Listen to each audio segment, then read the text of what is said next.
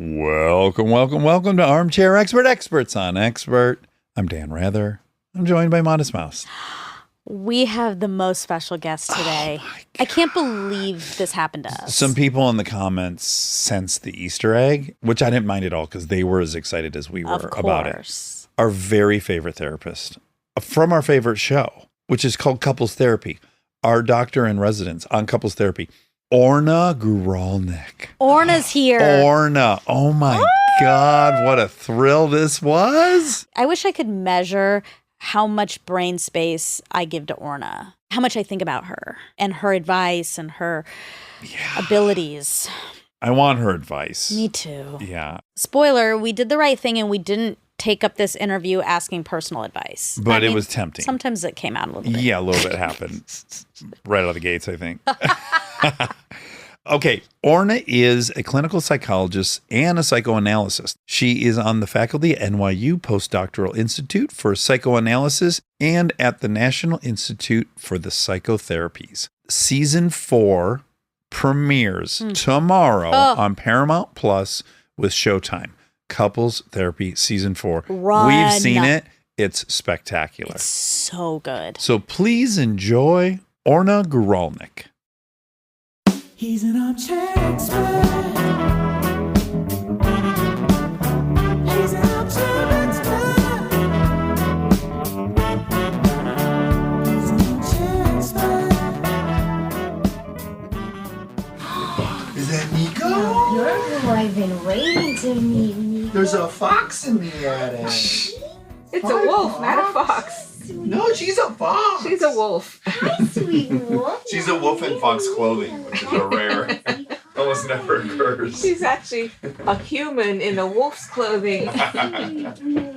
Hi. Hi. I'm Dax. Hi, I'm Nice to Orna. meet Nice you. to We're meet you. so Thank excited. you for inviting me. I brought a fan. If I'm you can coming- indulge okay. us with it. But you're on par with Nico for me, so I'm gonna take my moment because I'm getting a nice push against my body. She's smiling. She's smiling.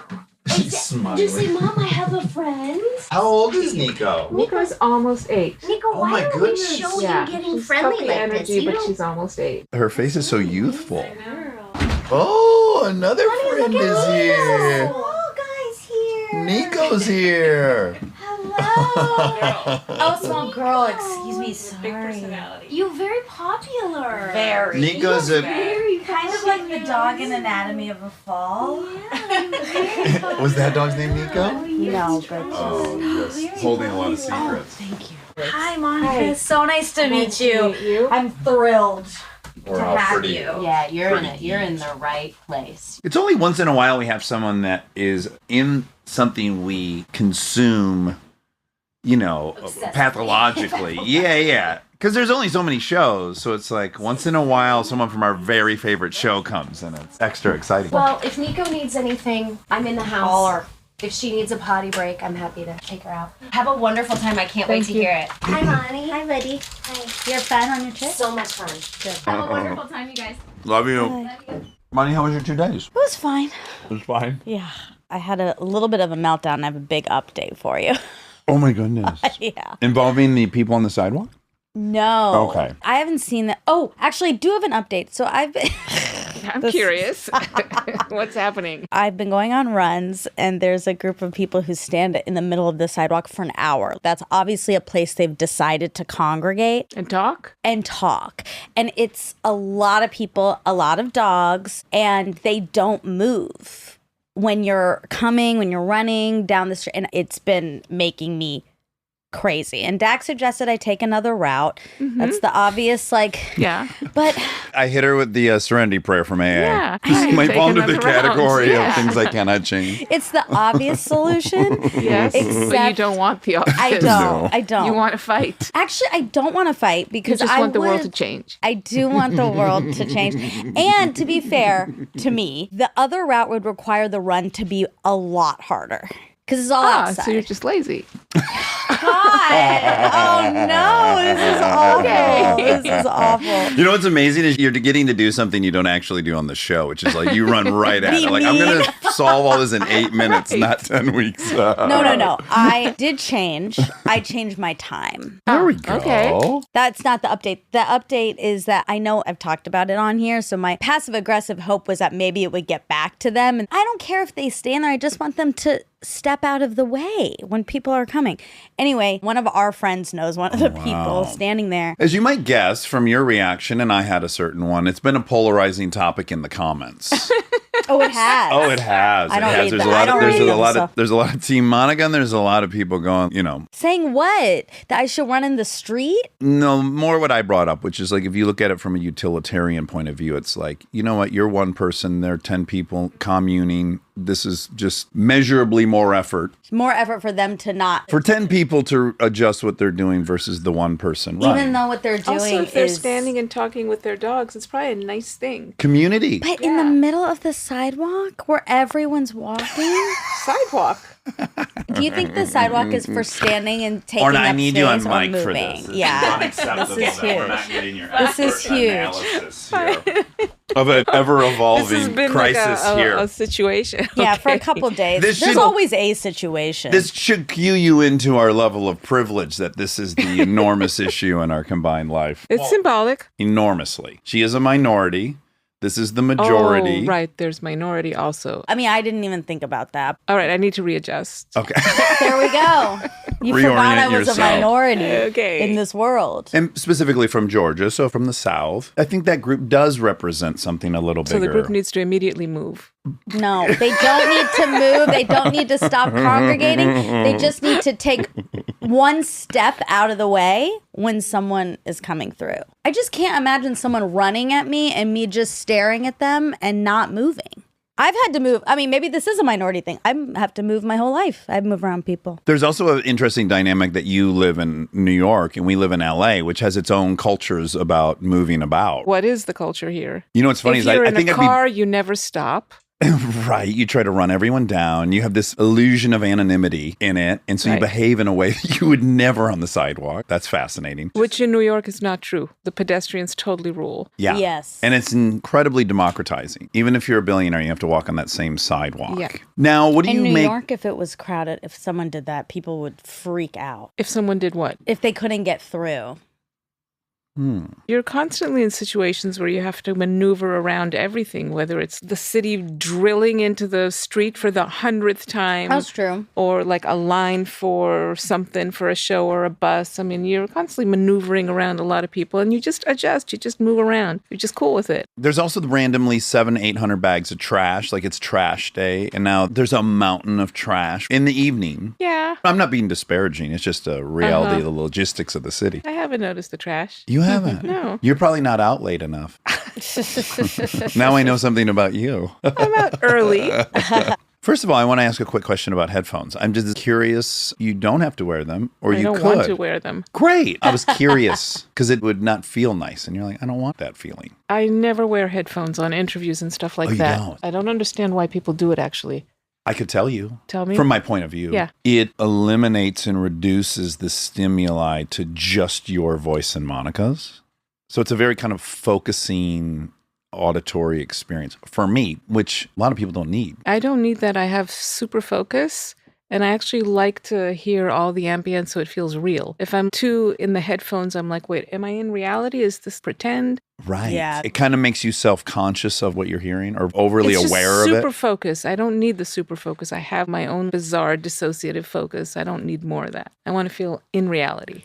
I like it. Okay, so when did you move to New York? 1990. From Israel? Yeah. I was born in the States. Oh, I was born in Georgia. Oh my No. gosh. No, I was born in D.C. and lived in Georgia. What Actually, I was part? born in D.C. I don't know. You don't know. Atlanta. I mean, Okay. but I don't know the neighborhood in Suburbs Atlanta. of- Yeah. Moved to Israel when I was 7. My parents are Israeli. And I lived in Europe. I lived in all sorts of places, but came back to the United States in 1990 for grad school. at NYU. I went to grad school at Einstein, which is in the Bronx. Okay. I did NYU later when I did psychoanalytic training. And I wanted to actually start with more of an umbrella question. There's obviously numerous reasons why a therapist keeps their private life private. I mean, you could list them, but there's quite obvious ones. There's like, it's a pretty important place for boundaries. Can you tell me what your Assumption is? Yeah.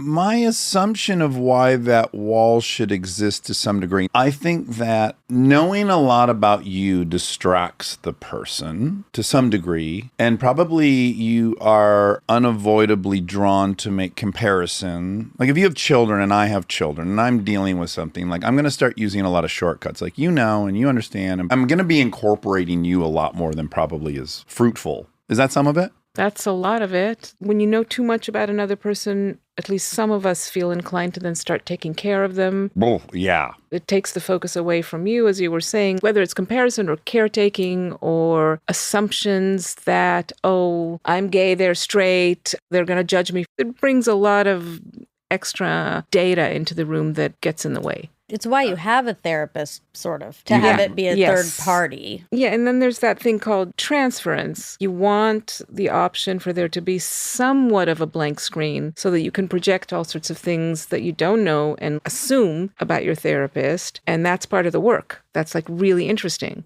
Yeah. I would imagine, too, I could easily hear some details and now ascribe an archetype to you that is already triggering to me or resembles some parent or some teacher or whatever the thing is. Or you'll hear some details and it will rob you of an archetype that you really needed to work on. Let's say you wanted to think that your therapist is a bigot, and then you find out actually they're married to a person very different from them, and it kind of ruins the fantasy. So given that, do you have certain reservations and misgivings about doing press and letting people get to know you and doing interviews? And doing the show. Right. Let's start with that. First of all, I do keep certain boundaries, even when I do press, and, I have people do profiles on me, and I did draw certain boundaries that I thought would be just too much for my patients. But I think it's cost my patients something, the fact that I'm more of a public figure, that they know more about me. Has anyone said anything? It's interesting. Patients that have been with me since before I became this kind of public figure, they've said all sorts of things, lots of things, yes. They've said they've suffered. They've carried a certain burden. But it became part of the work, as most things are. People that joined my practice since I've been doing it, it's just like a given. Okay, it would be impossible that you're not experiencing a lot of the things an actor experiences when they become known. And the people in their life, it's a very triggering experience because the first knee-jerk fear is like, well, I won't be as important as this new status. Or they're going to a status that I will get left behind. So that's the story. So then the confirmation bias kind of takes over and they look for only signs that that's happening. And I think it can dramatically affect. So yeah, I would imagine some patients of yours are probably like, what am I? She's now on TV and she's everywhere. Yes, I think many patients have had that question and it keeps coming up. If I have to, let's say, cancel a session or now I'm traveling, certain patients will be like, oh, of course you're leaving me or canceling my session because Hollywood. Yeah. So have you figured out an incredible technique to mitigate that? Because I could sure benefit from that. My real work, my real life is my practice. I love doing the show and I love everything I've learned from it. And it's a really interesting world to visit. But my real life is my practice. That's where my heart is. That's what I really, really love doing. Yeah, that's your real identity. I mean, everything is real, but that's my home. That's what I care about the most. When patients bring up these kind of questions, it's an opportunity for me to check in with myself and see, am I still following what really matters to me? Am I getting distracted? So I welcome it when people bring things up. You're right, because it has a power that's very hard to observe. Right. There's a draw to the public and to press and all of that. It's a certain kind of world of its own. And it's great to have a real check-in when people say, are you too busy for me? And I'm like, let me think about that. Let me be honest about that. First of all, with myself. So I encourage my patients to call me on it if that's what it feels like. Yeah.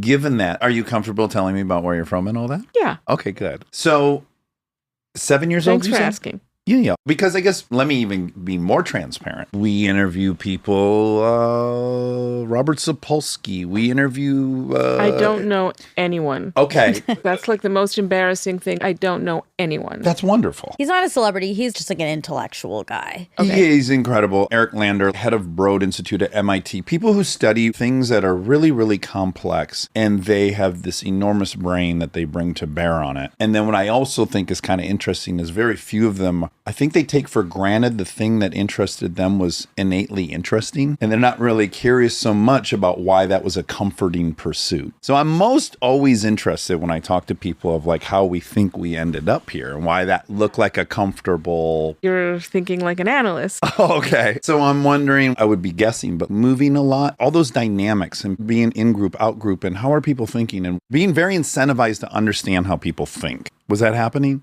Totally. I was always with one foot in a culture and one foot out. My first language was English, and my parents spoke Hebrew between them. And I was the only Jew in my first elementary school. I was always navigating a few different cultures at the same time. And like you're saying, trying to figure it out. Do you find that you would code switch? We maybe call it code switching. And then you even get curious, do I even know? Could it get a little fragmented in a way? It certainly helped with creating what we call kind of in jargon, multiple self states. So I have all sorts of self states. You know, when I'm speaking Hebrew and I'm with my peers, I have a certain slang and a certain way of being that's me. And then when I switch to English and speak with my colleagues, I'm a different part of myself. So I code switch a lot. And I think when I was a younger person, there was some confusion about, wait, what part is authentic? What part is real? Where is my real home? Over time, you figure it out and you find that you're living in the in-between and it's all different versions. Yeah, do you figure it out or you just get comfortable?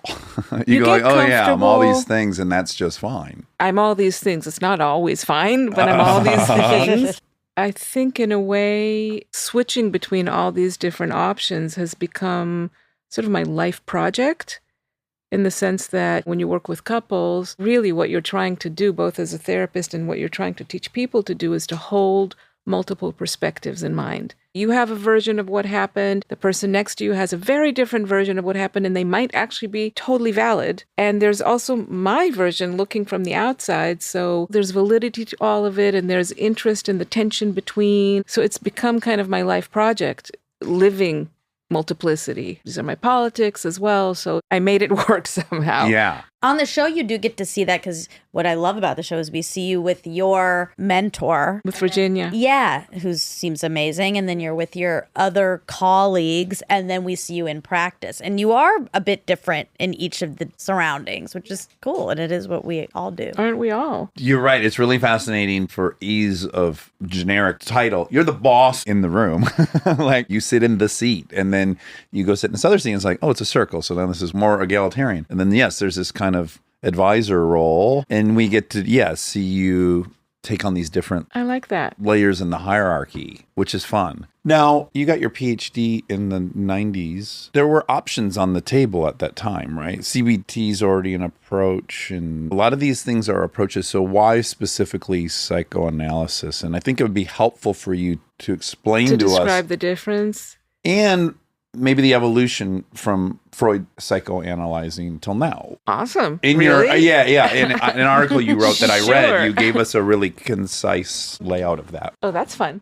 Should I start more with theoretically or should I start about my own journey? Yeah, tell me about your journey because you're taking an intro to psych at some point. Right. My intro to psych was not in college. My intro to psych was as a teenager. I had, let's say, a very active teenage life, tumultuous, wild, and I got really, really lucky where my parents, who were clueless, but they somehow found this incredible analyst for me who changed my life. At what age? 16. I started reading Freud and Minuchin and R.D. Laing, and my whole world just opened up. That's really my introduction to the field. And it tremendously helped me understand myself, my family, what's happening in the world, all this mess of feelings that a teenager experiences. It all started to make more sense. And it was already a very psychoanalytic or psychodynamic approach. That's what helped me. Now, just to divert and say a few words about what's the difference. So some therapies are aimed at very direct problem solving. That's when you have behavioral therapy or cognitive behavioral therapy, where you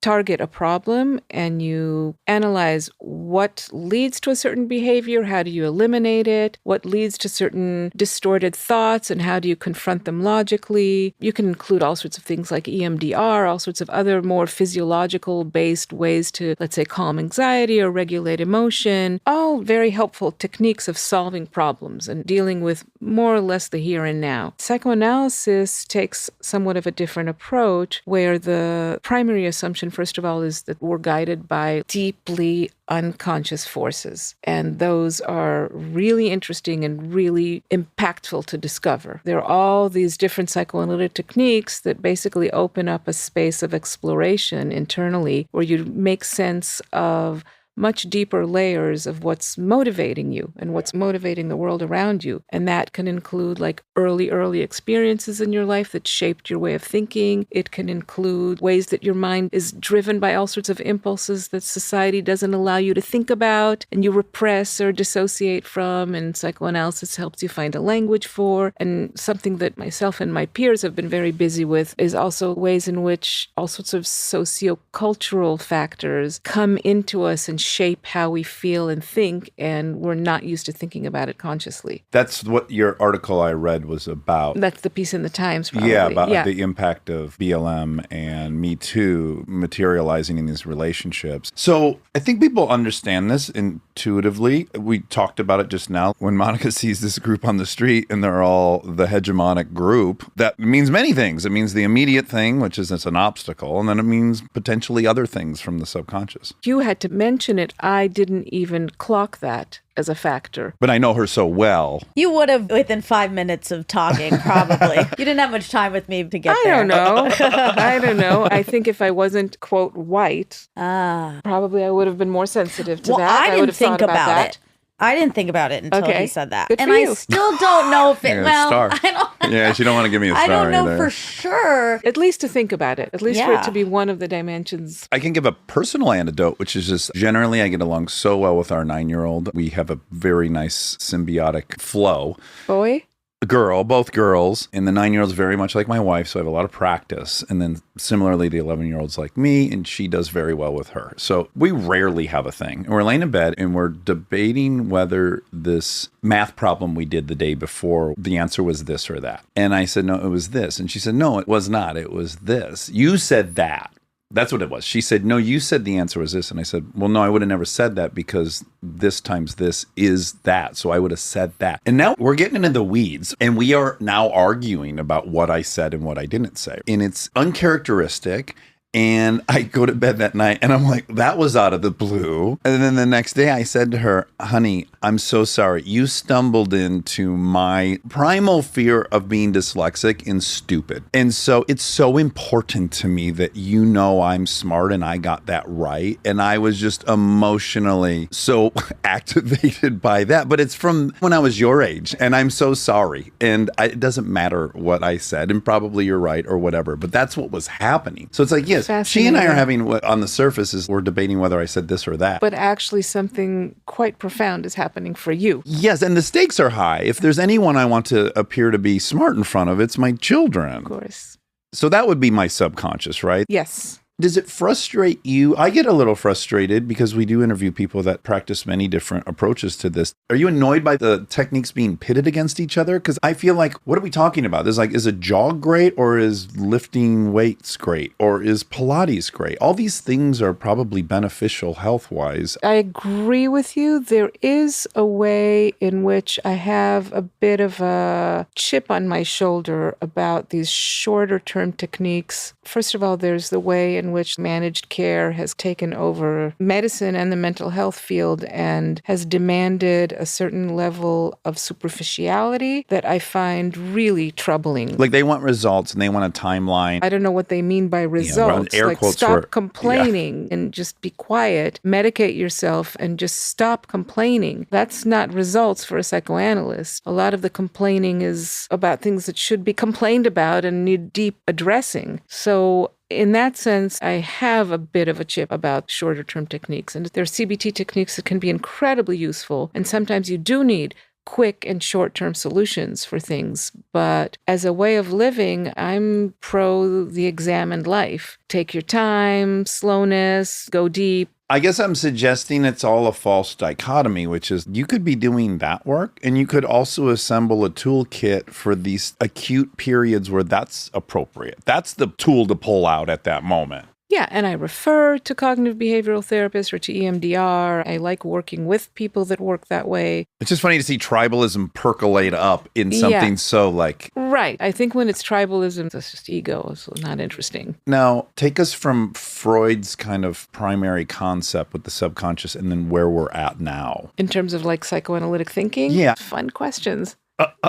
Thank you. So Freud, he introduced a few hugely important revolutionary concepts. First of all, the idea that we are governed by many forces of motivation that we are unaware of. Just the fact that we're like governed by an unconscious was like a huge revolution. We all now take it for granted, but that was like huge. And this is like Victorian era when everything is about just regulating behavior, corsets. And then he introduced the importance of sexuality as like a driving force, libido, sexuality, that it's already alive and kicking in children. The children are motivated by all sorts of sexual fantasies. These were all very big concepts that, again, we take it for granted now, but it was huge. Yeah, and dangerous. And needing to be regulated. We're always regulating sexuality. Society is always super panicky, anxious about sexuality and all about regulation. I find uniquely here, but maybe not uniquely. We're particularly pretty good high. at it in America. Yeah, we're high on the Yeah. spectrum. And then came people after Freud, like the Kleinians, the British object relations school, that started looking not only at drives like sexuality or aggression, but they started looking at early childhood and what happened, for example, between mothers and babies. It doesn't have to be mothers, but they particularly looked at mothers and really early experiences, even at the breast, where what we like to think of as these beatific moments of bliss between mother and baby, actually they hold within them huge dramas. You remember from raising your kids, the baby can be blissfully happy, and then 20 minutes later, they're wet and hungry, and they're like, rah, screaming, and the world is ending. Worst and best day of their life within 20 minutes. Yeah. Yeah. The great mom that was there a minute ago, the great dad that was there a minute ago are now the most hated object in the world because they're not able to supply the food fast enough. They're cold or they're, busy on the phone. And those switches between love and hate and between those extreme ways of being are where we all start. And whether the caretakers are going to do a good job of mitigating that kind of daily crisis is going to shape what we expect for the rest of life. Is the world going to help me when I'm in need, or is the world just basically abandoning and sucky? Is this the birth of attachment theory? Yes, for example, attachment theory and all sorts of other ways that we learn to organize our inner world. It's attachment theory, it's the kind of defenses we will use, psychological defenses. A lot gets organized early in life. So that's kind of the object relations school. Then came all the American schools, like the ego psych schools. I'm not going to get into that. Blow right through that. Yeah, but then came a very important American school, which is the interpersonal school, which really focused on the quality of relationships, both between caregivers and growing children, but also just generally between people, and how the quality of the relationship shapes the inner world, which is a very American way of thinking in a good way. I'm not being critical here. And that changed psychoanalysis a lot. The Europeans are still kind of dragging behind on that. And nowadays, there's what we call the relational school, which applies all of that into how we conduct therapy. So we changed from the caricature of the analyst as this kind of remote blank screen that like sits there behind the couch and says nothing, scribbling. And if you say to your class classical analyst, well, you hate me, the analyst will say, well, what makes you think that? Four It must be sentences. about your father.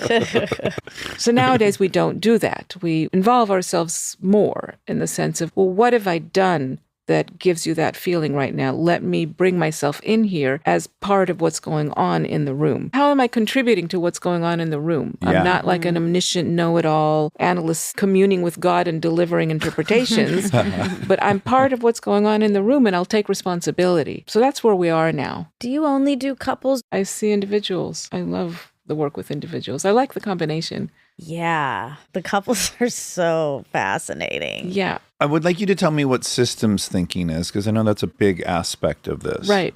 Systems thinking is super important when you work with couples and when you work with groups. The idea with systems thinking is that we each bring into the world a set of inclinations and traits and characteristics, but then when you're joining some kind of group or system, it could be a group of two, it could be a team, it could be a family. The system needs all sorts of things from its members. Like it needs someone to volunteer leadership capabilities. It needs someone to be the caretaker. It needs someone to be the critic. We need all these functions. When you join a system, the system calls upon its members to volunteer certain functions. And we're each more and less inclined to volunteer certain things, but it will change depending on what team we join. Like with some teams, you'll find yourself, oh, I'm kind of a leader here. And with some teams, you're like, actually, I'm a follower because there's someone else that's doing it differently and better than me now. So when you work with a couple, you try to understand how they're each drawn into certain roles based on what the couple as a system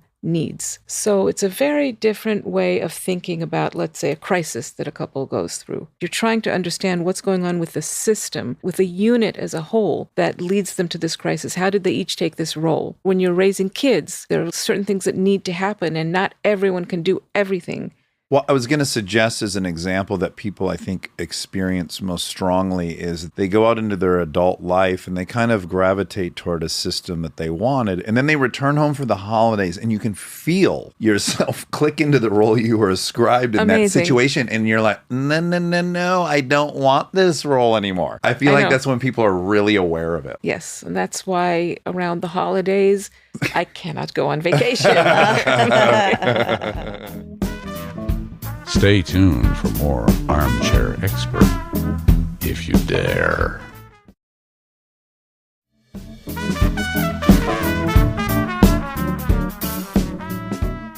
Monty, what do you think is your role? In my family? Yeah. Well, I'm about to go. I'm going home tonight, and I'm are already you feeling? anxious. Already. Where's home? Georgia, they're still there. And I was with them also a couple weeks ago, and I have an incredible therapist as well. And I got back from there and I was like, I can't shed this. We talk about it so much and it's still here. What's happening? If they don't know how to do something or they ask a million like there's always a million questions. Like, okay, so when we were at the Can I add so you know, they both moved here from India. Yes, but my mom grew they up. being parents. Yes, my parents, but my mom grew up here. She came when she was 6. And so they came to my hotel and they called and they're like, is it this hotel? And I was like, yeah, that's the hotel I sent you. Yes. And they're like, okay, well, it's going to be 30 minutes. Great. Then they call again 30 minutes later. We're here. What about parking? Just Park your car. Yeah. Like I have done Don't leave a lot it in of, drive. Do not leave it in drive when you get out. That one's not going to work. And I've done a lot of work on this. So I was like, don't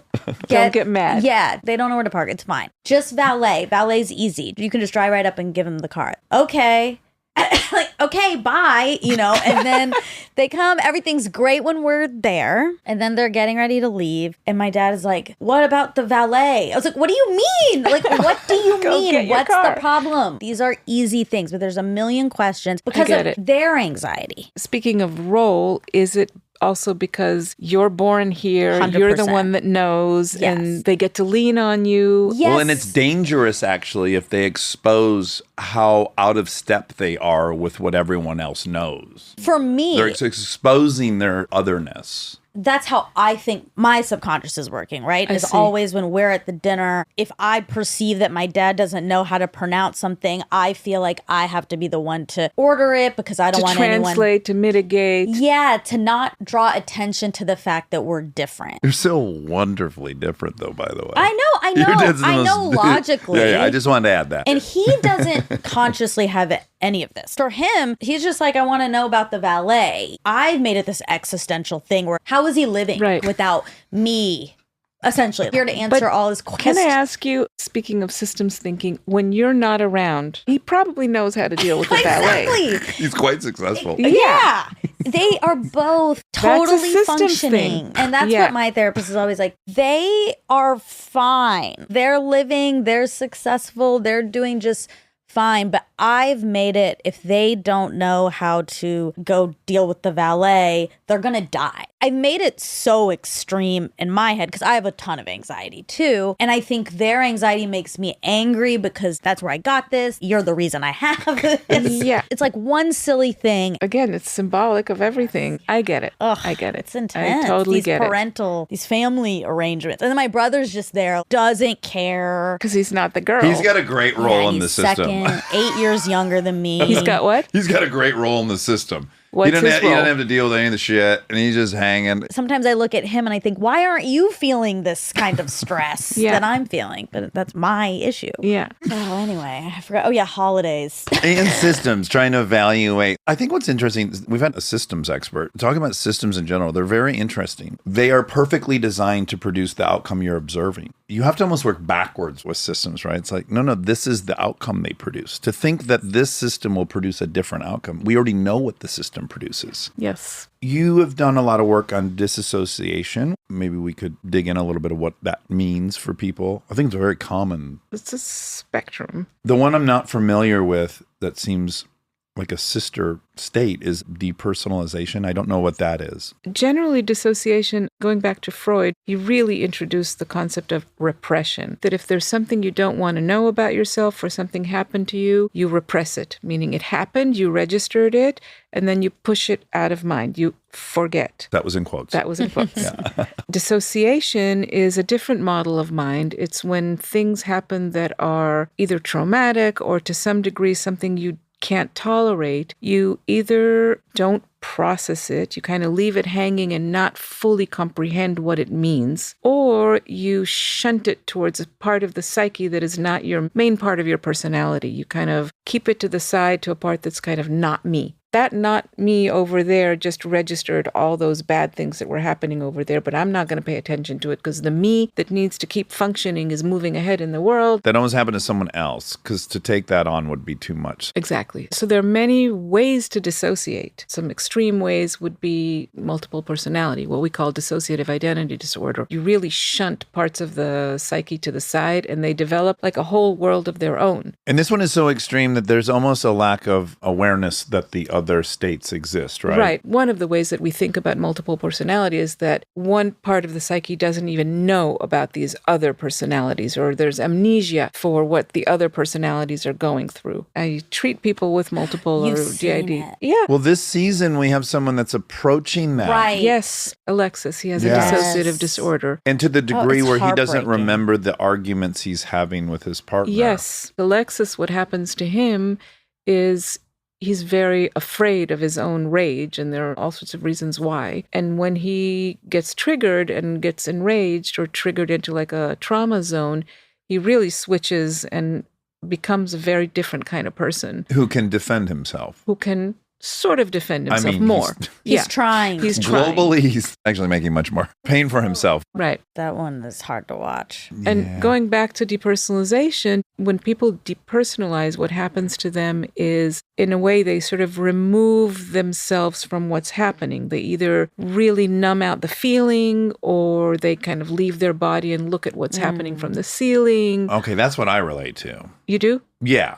Having gone through experiences where I go like, okay, we're going to not pay attention. This is going to exist. I can observe it, but I'm going to be over here distracting myself with my own thoughts Yeah. and fantasies. And this will end at some point, and then I'll rejoin. Yeah. Yeah, I've had a lot of those experiences. Interesting. So I really relate to that one. I guess I would have thought that was dissociation. It is dissociation. When we call it depersonalization is when you suddenly find yourself feeling like, actually, this doesn't feel real. It feels like a movie. Yeah. That's Or depersonalization. I can't feel the things that are happening to my body, which I know That's are happening. depersonalization. When it's mild, it can be a superpower. But when it's not mild, it's extremely uncomfortable. And it works. I have done it in the past when it wasn't necessary. Yeah. Do you want to say something about it? I was molested, so that was an experience. As a kid? Yeah, as a kid. There was a lot of violent stepdads in the mix, addiction galore. I'm an addict. I've done weird shit. I think it was a very useful tool as I was walking into a crack house in downtown Detroit at 4 a.m. going, well, this is dangerous for him. Right.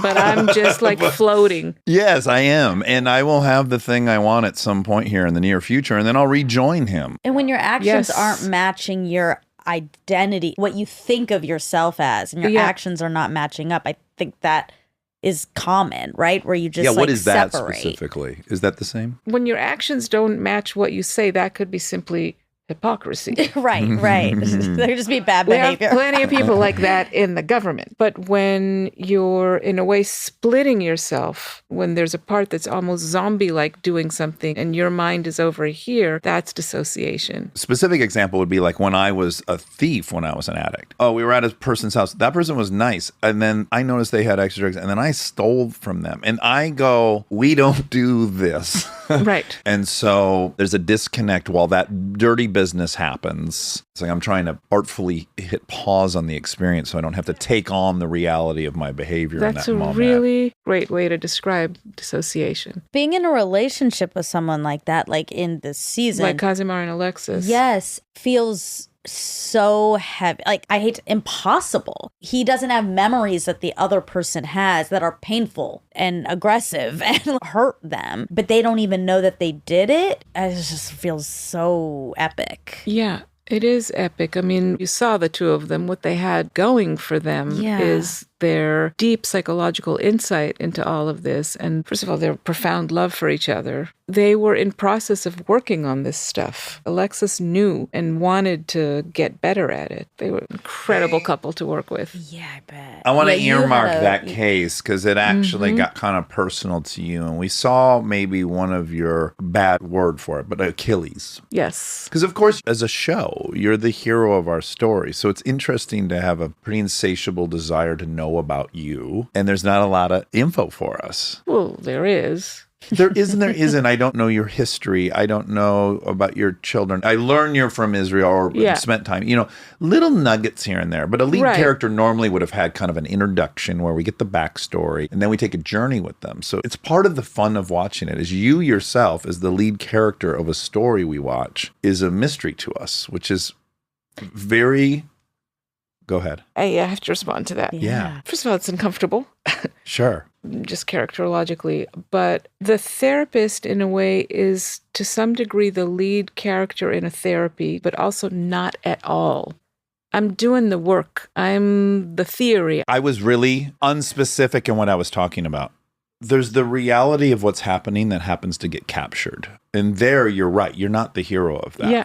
Then there's a documentary series. That's another thing. I guess I'm less connected to that. As you should be. I'm almost letting you into the perspective of the viewer. That would be hard for you to probably touch, which is I turn on my television. There's a program presented to me. The couples change. One person stays consistent. The blueprint of my brain for story is that's my lead character. That's my hero. Now, that's not the reality of what's happening in the room at all. I'm not suggesting that. Right. This is great. This is uncomfortable, right? Yeah. What about it is uncomfortable?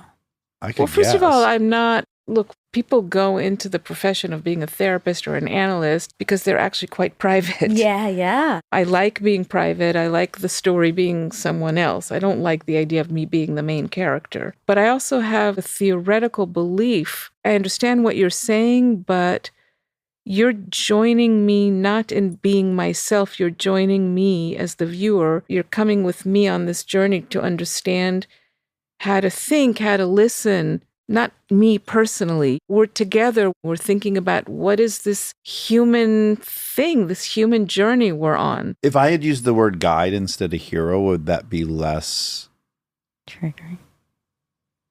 And I don't know. It probably feels like you're dishonoring, The you're really profession. dishonoring what's happening Yeah. by claiming Yes. to be the hero of it. Yeah. I'm channeling what I've Yes, learned to do. And you are. And I would feel that exact same way. Yeah. I would think, no, don't Yeah, it's suggest not I'm really- the lead of a show. I think you're just saying, though, it's human curiosity that takes over a little bit because we are learning so much about the couples. We know everything about these couples. And you're learning how to think like an analyst. Exactly. And then I think human curiosity starts coming into play where you do start thinking like, what's Orna's deal? But I think that curiosity goes down. Mostly when we talk about it, I don't know if it's come back to, we talk about couples therapy all the time. I've On been the on show, yes. multiple Most first talking. dates that I bring it up. Like, have you watched this? You should watch this. It's a prerequisite almost. Yeah. But everything we're talking about are the things that are arising within the couples, but then how you handle it is part of the conversation. So I think what your hope is happening. We are taking in how to approach these different conversations. I'm talking about this vague concept of story. I'm acutely aware of story and the power of story and what we do and the format we somehow innately acquire or just were born with, right? Archetypes we want and story. story. We understand the world through story. I mean, even my dog does, honestly. I think a mammal does. I would agree. Like, wait, you did this. Why? Where are we going? And Right. There's an arc here. It's how we're computing this reality we're in. Yeah. See, multiple things are happening at once is really what it is. It's like you're having your real life experience. The couples are having their very real experience. And they are our immediate story where we meet them. We know there's a problem. This is very archetypal. We're going to slay the dragon together. Yeah. But unfortunately, you're the dragon slayer a little bit in that. Yes. I'm going to be interested in you. I want to know about you. I watch you and I'm very drawn to you. I appreciate what you do. And then, of course, I want to know everything about you. Yeah. So the Achilles heel with Casimir and Alexis, yeah. Yeah. you were referring to like my savior fantasy? Yes, which, by the way, I was so glad you labeled it that because I suffer from that as well. If I feel like there's someone to be protected, I'm there. So you have a touch of that, I guess? Yeah. Yeah. I mean, you Well, picked don't say yeah like you picked the right profession for it. Right. But I can't imagine it's universal among psychoanalysts. Yeah, I think it is. You do? I mean, not everyone. I could see someone actually having just an innate desire to solve problems. How Right. about that? And in that case, it's maybe they don't even have that hero complex part of it. Those probably will go more towards CBT. Ah, interesting. Manual driven, evidence based. You do A, B happens. A little more mechanical. Yeah. Okay, that makes sense. I hope I'm not offending anyone. No, I don't think so. I said mechanical, you didn't. Maybe I offended somebody. So we're almost to the show, which is you have a practice. You've had it for years. You also teach at NYU. Mhm. Had you been aware of Mating in Captivity Yes, of the book? and the podcast? Yeah. Her podcast has a different name. It might have a different name. Oh, What's her podcast? I think you're It has right. a different name. But yeah, Esther Perel. Yes. We've interviewed her a couple times. I adore her to no She's end. Awesome. Where should we begin? Where should we begin? Where should we begin? Yeah. I heard that. I love it in the same way I love couples therapy. And in a weird way, I'm going to compare it to AA, which is this person has a very similar problem I have, and I'm hearing them out loud talk about it, but I'm not getting defensive because it's not aimed at me. I have this little bit of arm's length to recognize and relate and hear a solution that may or may not work. But it was no one pointing a finger at me and saying, Yeah. right. So it doesn't trigger any of my defensiveness. Got it. I'm so much more open to hearing it when it's not personal to me. And I think listening to Where Should We Begin had that power where it's like, wow, I'm getting to hear her say things to these people that if it were directed at me, I probably would get defensive, but I Yeah. can hear it because I'm not in the room. And it's a huge gift. That's a good way of thinking of one of the reasons this works. I think that's why the show is, we'll get to why it's so comforting. But I'm just curious, I have to imagine there were reservations. And is this something that should be consumed by people or should this remain private? Big reservations. First of all, as you know, generally when you do therapy, there's this really, really intense firewall of confidentiality. I never talk to people about my patients, ever. It's really sacred. And the feeling is that without that frame, it's not going to work. That's like the basic of trust. And then the idea of doing a documentary where you're completely letting go of that, it's like, what's left? Can you even do therapy? Is it even going to feel like therapy? So that was a big concern. And is it ethical? When people are consenting to it, do they know what they're consenting to? We had a lot of reservations, a lot. Are they going to be Yeah. honest? I mean, that's a Then huge... is it going to work? Are they going to be honest? Yeah. Is it just going to be Performative. fake? There were many reservations. And then not to mention that people told me this is absolutely going to ruin your career. I had like a good career. Like, what are you doing? Right. People are going to hate you. And there were many, many fears and reservations. But it turned out that it's definitely different doing it without the frame of confidentiality. But there was so much else going on there that created a different kind of holding and frame for the participants that it worked. Well, I would argue what happens in there often happens in this room, which is people have an awareness that this will ultimately land in millions of people's laps, but also they forget that regularly. And I forget that. I'm forgetting that right now. Yeah, totally. it's easy. Yeah. Seems almost impossible, but then when you're experiencing it, you're like, oh no, it is Right. quite possible. But you originally were just coming on as an advisor. Is that accurate? Yes. My first degree I did in film, and I was like, oh, this sounds like a really interesting project, but I'm worried because they're going to find someone who's going to botch the job and they're going to portray the therapist as this narcissistic person. And I'm like, oh my God, let me see if I can influence how they're going to do it. Oh, interesting. So it kind of started as an effort for you to protect Because the field. the field itself. Yes. And then I started talking with Elise and with Josh, the directors, and they're just such amazing people. Their ethics, their creativity, the way they think of documentary. And we talked so much about the parallels between like documentary filmmaking and psychoanalysis, and probably also what you do here. There are many, many parallels. And it just became suddenly a really exciting project. And it required a lot of trust from you, because I will say I give them an A+ on not being ever exploitative, They're amazing. which is very, very hard to do. It's not an easy task. You could even set out with great intentions, but that doesn't mean it's not. It's so clean. We've been doing this for years now. I've witnessed them in certain very key moments when there's, let's say, a certain kind of pressure from the network, or test moments where it was like, are they going to go for commercial or are they going to go for ethics? And they always went for ethics. Wow. Always. And if any of us had any concern, ethics was always the top. They're amazing people. Because I would guess, and I didn't even know this until I started researching you, but that you do more than the couples we see. There are other couples that we don't follow them. Right. And I would imagine in that situation, there were some that would be, quote, great for TV. Mm-hmm. Do people apply? They have a whole recruiting, casting Got it. Okay. arm. They interview thousands and thousands of couples. I imagine every single couple across all seasons has been incredible. Incredible. Even though there's issues that span across every single couple, they're all so specifically juicy. Oh, it's so good. And very lovable people. Yes, you love every single one. Even at first, sometimes you don't. Right. I think that's part of the gift of the show, is that you can see how you can even feel repulsed by someone. But if you really take the time to listen, you're going to love them. All right, so now we're at the show, and I have now a million questions. There's just a lot of things you exhibit that I really have a hard time believing someone's capable of it.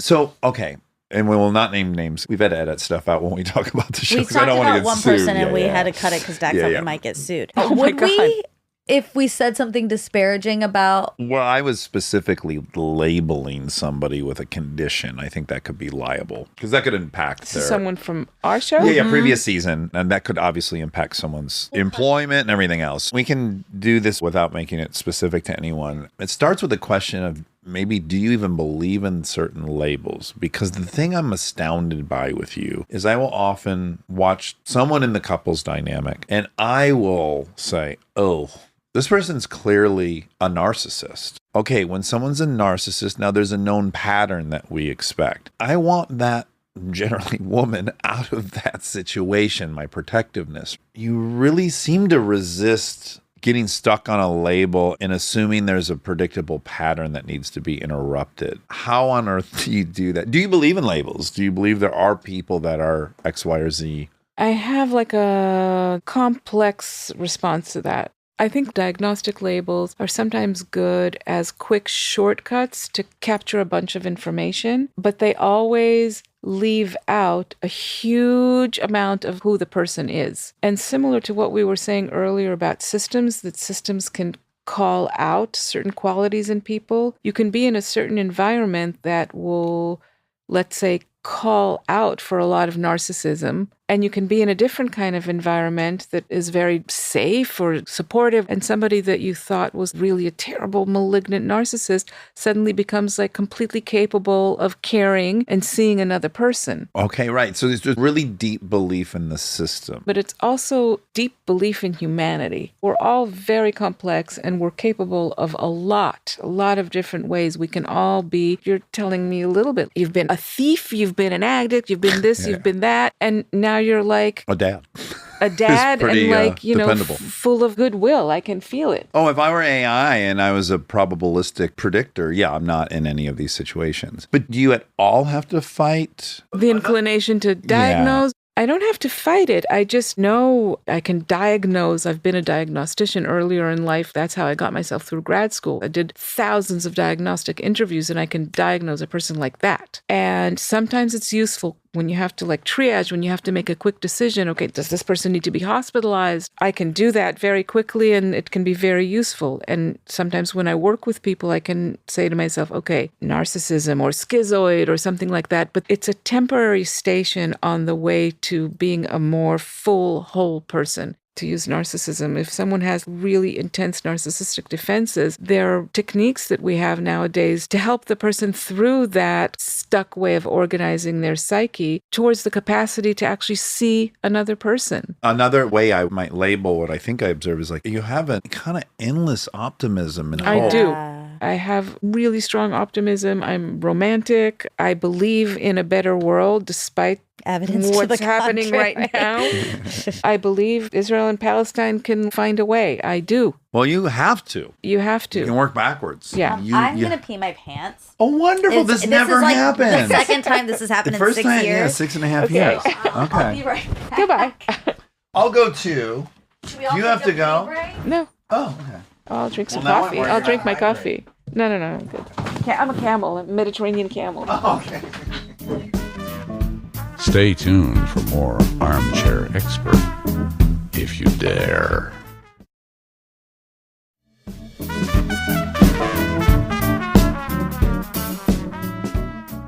Okay, thanks for bearing with us. Well, it's our first time ever of all three of us having to go to the Oh, bathroom at man. one time. So sorry. That was really unique. I never have to pee. Am I making you all nervous? No, maybe. Well, there is, of course, when we see how observant you are, it'd be crazy to not assume that when we chat, you're probably going to see the reality of what we are. Which is awesome. Yeah. Well, yeah, I feel I'm kind of... liking you a lot. Oh, good. Okay, so I understand the resisting the labels and it not even being useful, but I also think we are intuitively pattern recognition machines. Agree. That is useful. Useful and an Achilles or no? I don't think it's an Achilles. What I was trying to say is not that diagnostic labels are not useful. They're stations on the way to something better. They help you organize information. They help you see a pattern. Let's use another thing, not narcissism. If I see that someone is organized around what we call like a schizoid personality organization, What's that? the tendency to retreat from too much social stimuli and kind of encapsulate one in a very insular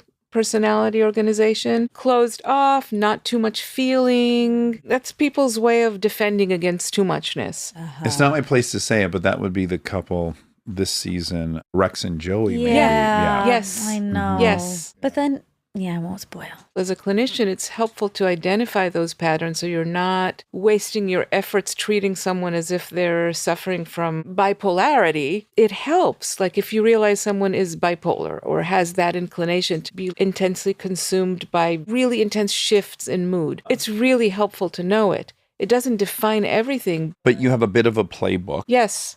You minimally know what stuff will set them off. Right, exactly. Yes, if someone is bipolar, you know to understand if they're showing up and they're looking disheveled for a few weeks, you're like, okay. Or on a ramp up. Yeah. Yeah. Interesting. By the way, I imagine that's exactly what would keep your job kind of endlessly interesting is you're adjusting and not reacting. We had like a better word for react. We don't want to react. We want to, what is it? Respond. Yes. Yes. That's good. Yeah. I said a no word. So yeah, you want to respond accordingly. And I bet that it keeps it almost endlessly novel. Yeah. So yeah, two things are happening. It's like one is there is this pattern and that's observable, but then there's all this novelty intermixed. And all these diagnostic entities, you can think of them as just ways that a person figured out how to organize themselves, whether it's because they were born with an inclination to go that way or things happened to them. But a person is capable of much more than just that. And that's why a therapist is there.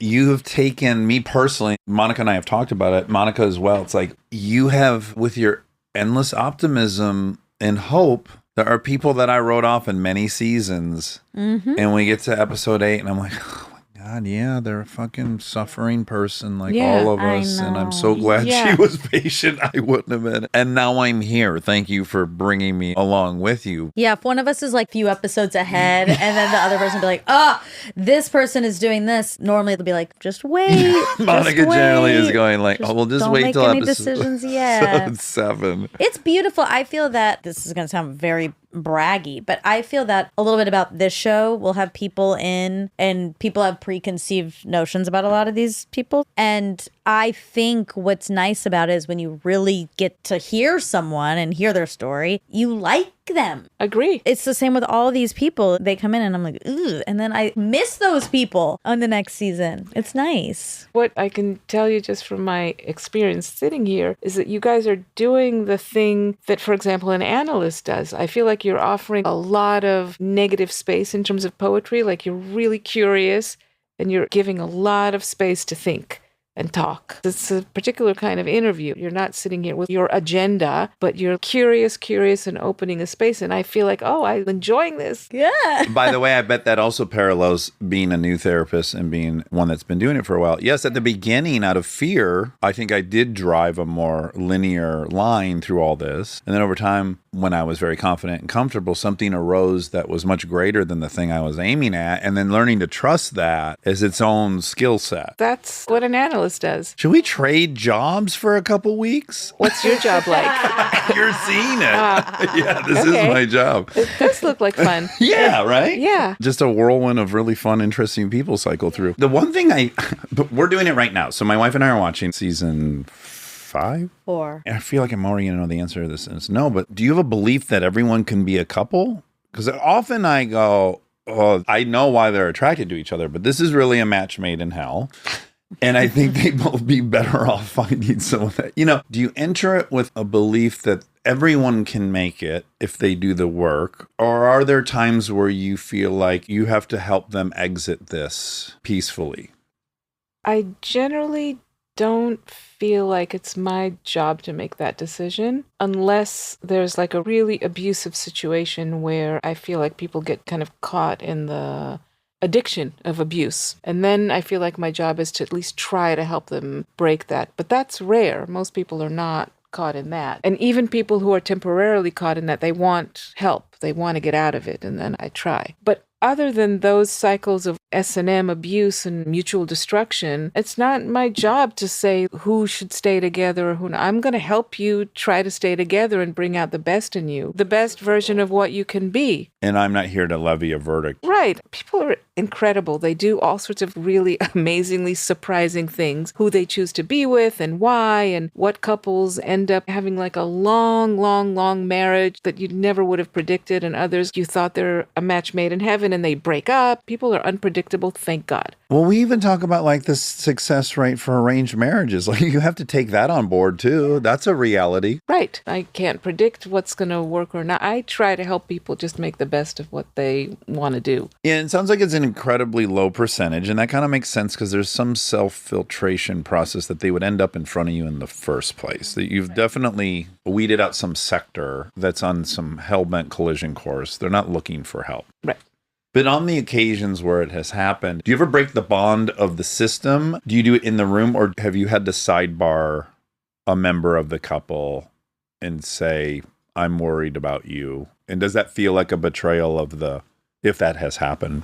That's a really good question. It's kind of a technique question. You're asking a technique question, Yeah. right? Not about the show. Right, in general. Yeah. Sorry, we're dipping in and out. I rarely see people separately. I like to see couples together because of my strong leaning on systems thinking. But once in a while, I've had situations where I've asked one person to actually leave the room so I can talk to one person and talk to them really face to face, head on about how abusive they're being. And I didn't want to humiliate them in front of their partner. So I've had that. I've had situations where I felt like someone is really not at all acknowledging the degree to which their alcoholism is getting in the way of anything that could be possible in the room. And again, not to humiliate them, I would have their partner leave the room and talk to them directly. But most of the time, I try to keep it in the room. Yeah, so you have this incredible optimism and understanding, and then also you have this very sexy set of boundaries and directness. Now, this is where I think there's a little bit of the Israeli in there. Totally. When they're Yes. highly disagreeable group in our societal studies, is it easier for you to be direct like that? Yes, it's totally an Israeli thing. Yeah, it's very, It works so very cool. perfectly. I'm like really impressed the way you wrangle some tigers. That's Israeli. Have you ever been to Israel? No, I haven't. Everyone's like that. It's all wrangling tigers. Well, we have a lot of sociologists on, and we'll talk about these different indexes cross-culturally, and we all have these fun things. And a fear of power, Brazil's very high in their fear. Israel has zero fear of power. America is close. So I think it's really fascinating, these different Yes. cultural differences. Yeah, the patience you have with some of these people. What season was it? It was a Jewish couple. Michael and Michal. Yes. And I ended up loving them Yes. by loved the her. end. I know. Let's be honest, her. Yes, but at first, of them. At both of Well, yeah, them. but at first, She was coming in a lot. hot. Yeah, she was coming in hot. Very. and I was You're a like, loser, and you don't. It's like blatantly calling him like a loser. yeah. So that's a rough first sell. And I was so impressed by you not immediately jumping on her. I was like, get her out of here. Like, I would not be able to handle this. So I do think you and probably couples therapists in general have to have an extreme level of patience. And then also, do you think you care a lot? How do I ask this? Like, do you care a ton about justice? Yes. Not in the world, but like my running thing. That's a justice issue for me. I'm way too easily triggered by quote injustices, not real heavy injustices. Those are fine. No, those are way worse. But my guess is most people have a problem with that. Pol Pot, you get a pass. Yeah. These fucking people on the sidewalk. Well, everyone's just a person, I don't know. But no, so I would guess that it's actually a little lower because some of the people in your office are committing these quote injustices a lot. Like even that example of just straight up like, you're a loser. To me, that's horrible. You can't talk to someone like that. And that's my own trigger. I would assume you don't have that or you turn it off.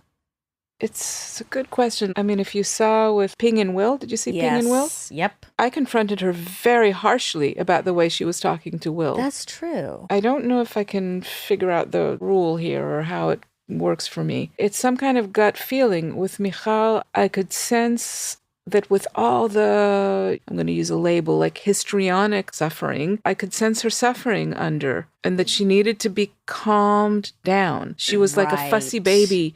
Right. And telling And her to some stop trust. wasn't going to work. She needed to trust you. Yes, I needed to build trust. In the moment that was the salient knockout punch, my wife was watching this and heard this in a way I've never heard. You said, and that's your anxiety. Yes, exactly. That was the moment I thought all that goodwill got you to the point where you could say, and that is your anxiety. And that's why you're suffering from it, because it's in you. Yes, which I had to say many times. She wasn't that open to that, but eventually yes. You really brought her there. It was really beautiful to watch. So I have different triggers. I don't necessarily watch it and think something's unjust. I also go to the person who is generically subservient in this. And then I'm more curious, why does that please you. You have found yourself in this situation. Well, that's systemic thinking. Okay, right. Yes. Okay, yeah. Because I'm like, no one's a victim. No one woke up, here's your partner, fuck you, deal with it. So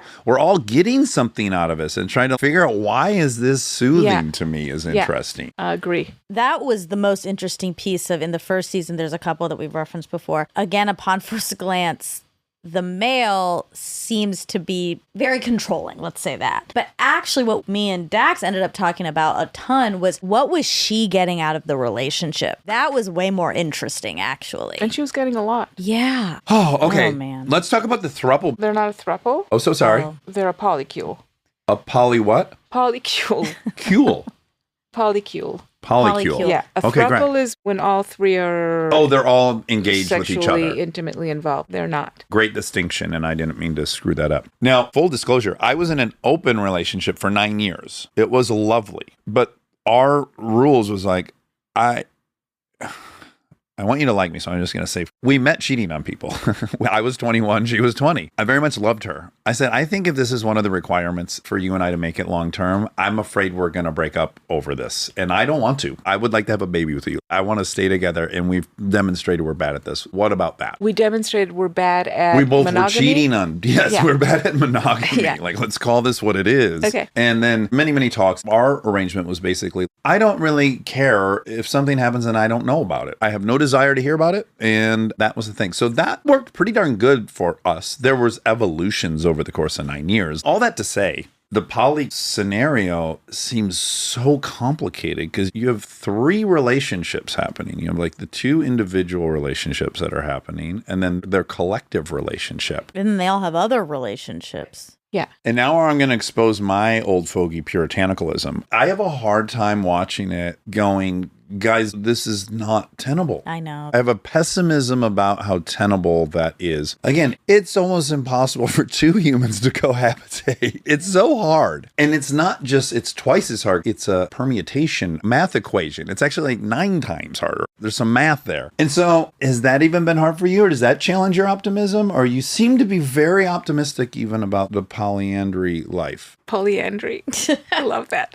I fucked that up. The good. poly I like life. that. That just means women, I think, who have multiple partners. Polyandry. I'm learning from patients and participants about the world of non-monogamous, different kind of social structures. My patients and the participants on the show, in a certain way, they're my teachers. The way I'm thinking about it, what I've come to this far is when you're in this kind of poly arrangement, there are heavy prices to pay, certain kinds of safety, possessiveness that we all have. We like to know what's ours. This is my toy. Am I the most special? There are all sorts of things that most of us want and need. But what I'm also learning is several things. They're gaining, what they've said to me many times, more love, more joy, more sex. They've got more. As an addict, that sounds very appealing. It sounds appealing. Yeah. I mean, so I'm joining you, whatever works for you, as long as people are not getting hurt too much, as long as truth is being preserved in a certain way, you're respecting each other's contracts. I'm learning with you how this goes. And I don't know, I don't have a conclusion. Right. You did at one point this season have sessions with the 2 unique pairs within They it. wanted it. Oh, they did? wanted it like that. Would I that thought have that been an was instinct smart. of yours? My instinct is always, who's my unit? If this is the system, I'll meet all 3 of you. But they taught me that it's not necessarily the 3 of them that is the unit. They have this kind of other map. Yeah, they're dancing around this term primary partner. Yeah.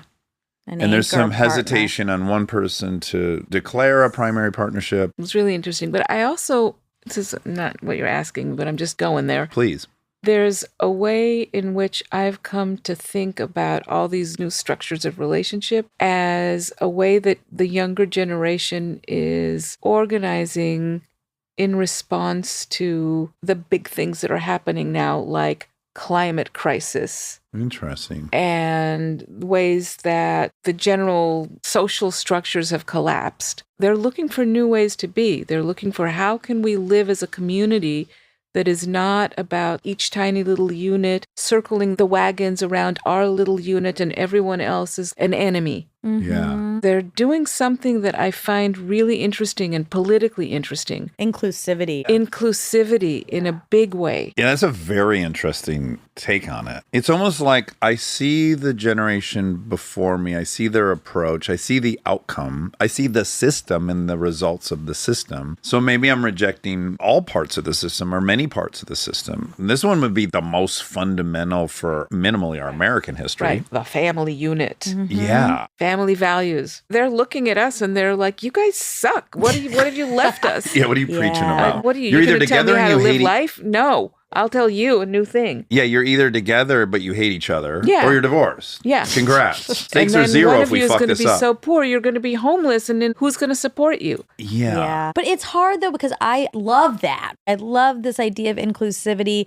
and do what you want and make your own It's not do what you arrangement. want. They don't live do what you want. Well, within the They rules have- that they build. Right. They're very conscious of ethics Yes. and of respect. But it's a new not do what arrangement you that want. they've Yeah. created. And I'm for that. But then you see these sessions and you see this unfold, and it is hard not to watch and think, but we're just humans at the end of the day who want, yes, to feel special, to feel picked, to feel like someone's person and only person. These very primal things are sprouting up within the new arrangement. Right. Although humans, I mean, if we think not only with Western eyes, humans have all sorts of social structures. Bedouins live very differently. Yeah, historically, 95% of the time we've been here as a species, we were not monogamous. Yeah. We have much proof in the archaeological record that generally high status people had multiple partners and wives, and it was communal. So yeah, it is new. But then why I did grant that. monogamy evolve? Well, there's a ton of people who are anti-monogamy that'll tell you a lot of it is transference of property. Yeah, it has ties with capitalism. Yes, and the ability to join families, join alliances, the control of I'm putting this daughter with that king's son,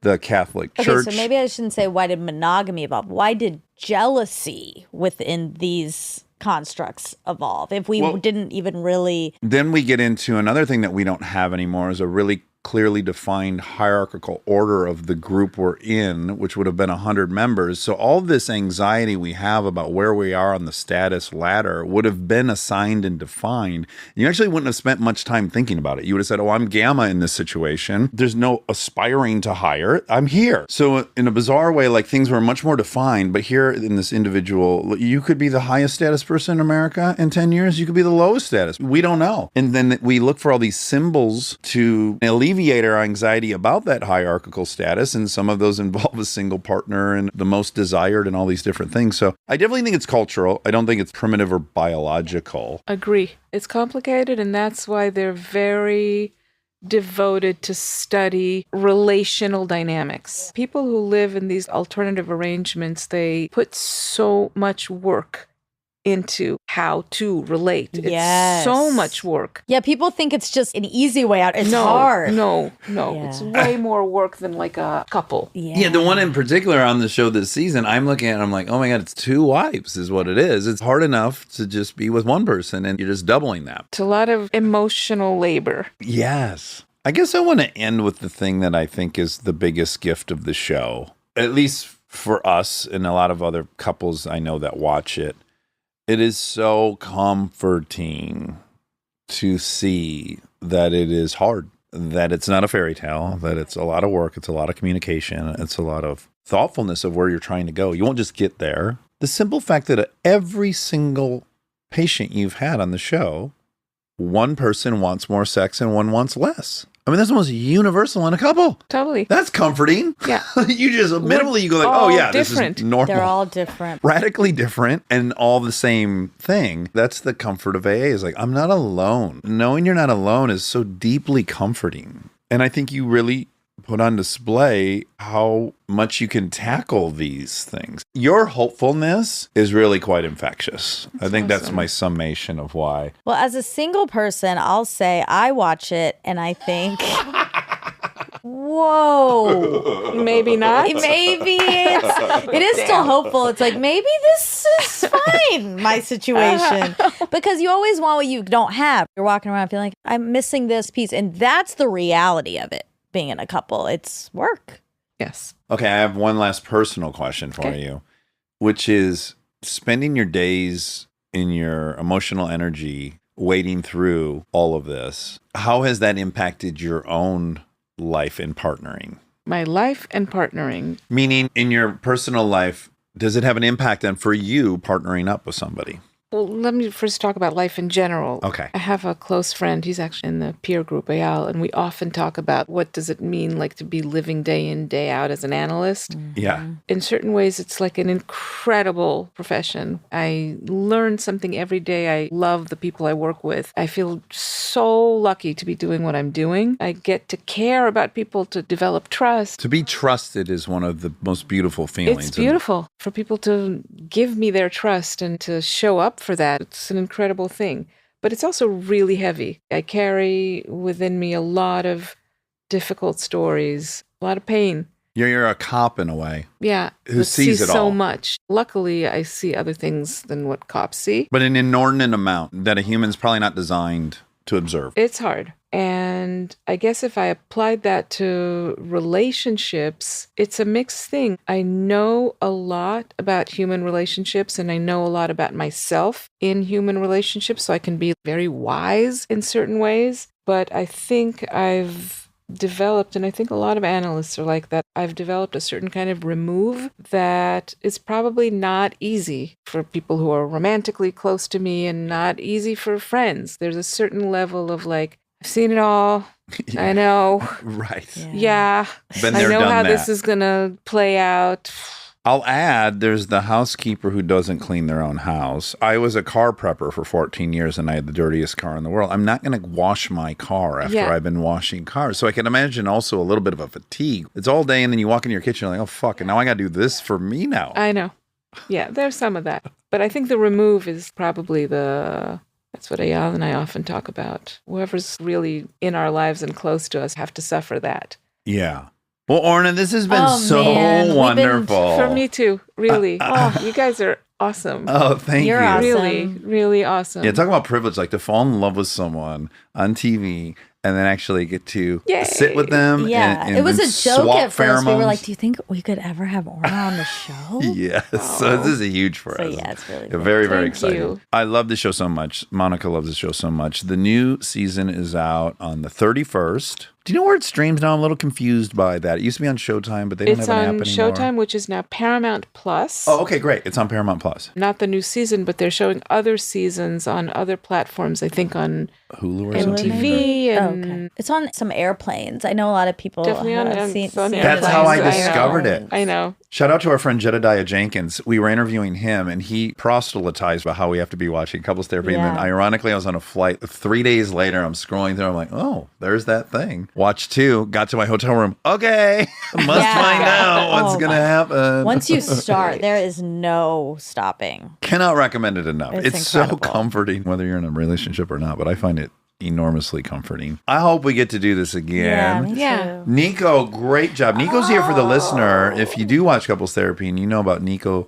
the dog, Nico joined us and was a very good girl. Yeah. Very Look good. at her. So Look nice. at her. You know, at first, I think, because you said, can I bring Nico? Or someone reached Yeah. out to us and we were like, of course. And then I thought, stupidly, I'm like, oh, I wonder if Nico is a comfort dog. Service And then I read enough interviews about you that actually Nico has tremendous separation anxiety. So here you have another. I was like, talking about that you just can't endlessly find your way into these situations. Like your dog is a patient. My patients make so much fun of me about my dog having separation anxiety. Nico knew that she was being talked about, so now she's showing up. Yeah. Okay, so much fun. Adore you. Everyone watch Yes. season 4 of Couples Therapy on the 31st. Next up is the fact check. I don't even care about facts. I just want to get into your pants. Wow. I kind of put this on for you. I love it. I just took out my super filthy. You didn't wear that on the airplane? No.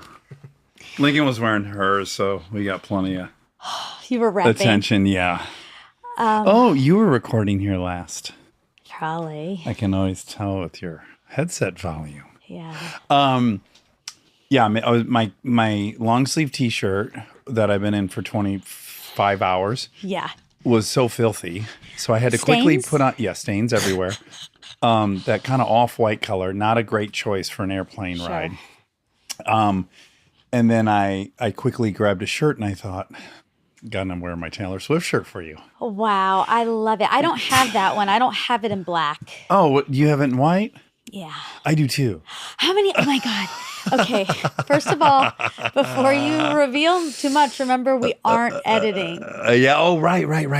So And be I'm a little careful what you loopy. say. Yeah. So this could be a high risk scenario. Be careful what you say. Be careful what you wish for. Okay. Well, I already got what I wished for. Oh. But boy, was it eventful. I mean, did you already hear any of the drama? No, you texted Rob and I on Friday, right? On Friday, and you said, "Hey, you're supposed to be home yesterday," and so you said, "Hey, due to a crazy chain of events, I won't be home till Tuesday at 3. Yeah. So we need to record at 5, whatever." And I had an idea. I thought I knew what happened. Okay, hit me with what your theory is. I thought, oh no. Because I would imagine this could have traveled through the pod by this point. Well, I thought, oh no. Well, oh my God, I already want to edit. You're so stressed. I'm so stressed. Okay. The next day you sent connections in. Yeah. So I knew nothing like so bad was happening. Right. I wasn't in the hospital. Well, though you could play connections in the hospital. I would be so mad if you were in the hospital and I didn't know. Right. And I just was playing connections like nothing happened. Yeah, exactly. But you were playing connections and you said, I'm in France. I'm sending this from France. So blah, blah, blah. And I thought, oh, I know what happened. Okay. What do you think? The Portugal concert was for next weekend. Oh, that's a good pick. And France is this weekend. So I've rerouted. So you had to pivot. Okay. It's much worse than that. Oh my God. And we're not editing, so this is going to be a tricky story to tell. But okay. For reasons it'll become obvious. Okay, so Thursday morning, Lincoln and I get up. We're so excited. I cannot express how excited we both were for 2 whole weeks leading up to this. It's like the most excited we've been about anything ever. Yeah. So we are on it. We leave early. We ride the motorcycle to the airport. We're there so early. I've got the bags like fucking ratchet strapped to the side of the motorcycle. Oh my God. Carry on only, we said, so that we could ride the motorcycle. Smart. We get there, we're high-fiving, we're already celebrating. We're supposed to be there 2 hours early. We're there 2 hours and 15 minutes early. Wow. Checking in on a United flight. Okay. Which is supposed to go from LA to I can't even remember where we were. We had a layover. Washington, D.C. Oh my God, yes. We were flying to Washington, D.C. and then from D.C. direct to Lisbon. So we're checking in. I'm feeling so good. We're so happy. And she's scanning Lincoln's passport. And she does it like 5 times in a row. And she looks at me and she goes, "There's a problem with your daughter's passport. It's expired." And my whole soul left my body. Oh no. Because this isn't something you can solve. Right, you can just buy another ticket. And we are only, Oh my God. like the way this is going to shake out with everything going perfectly is we're going to get there Friday afternoon and then we're going to have Friday night and then Saturday is the concert. Okay.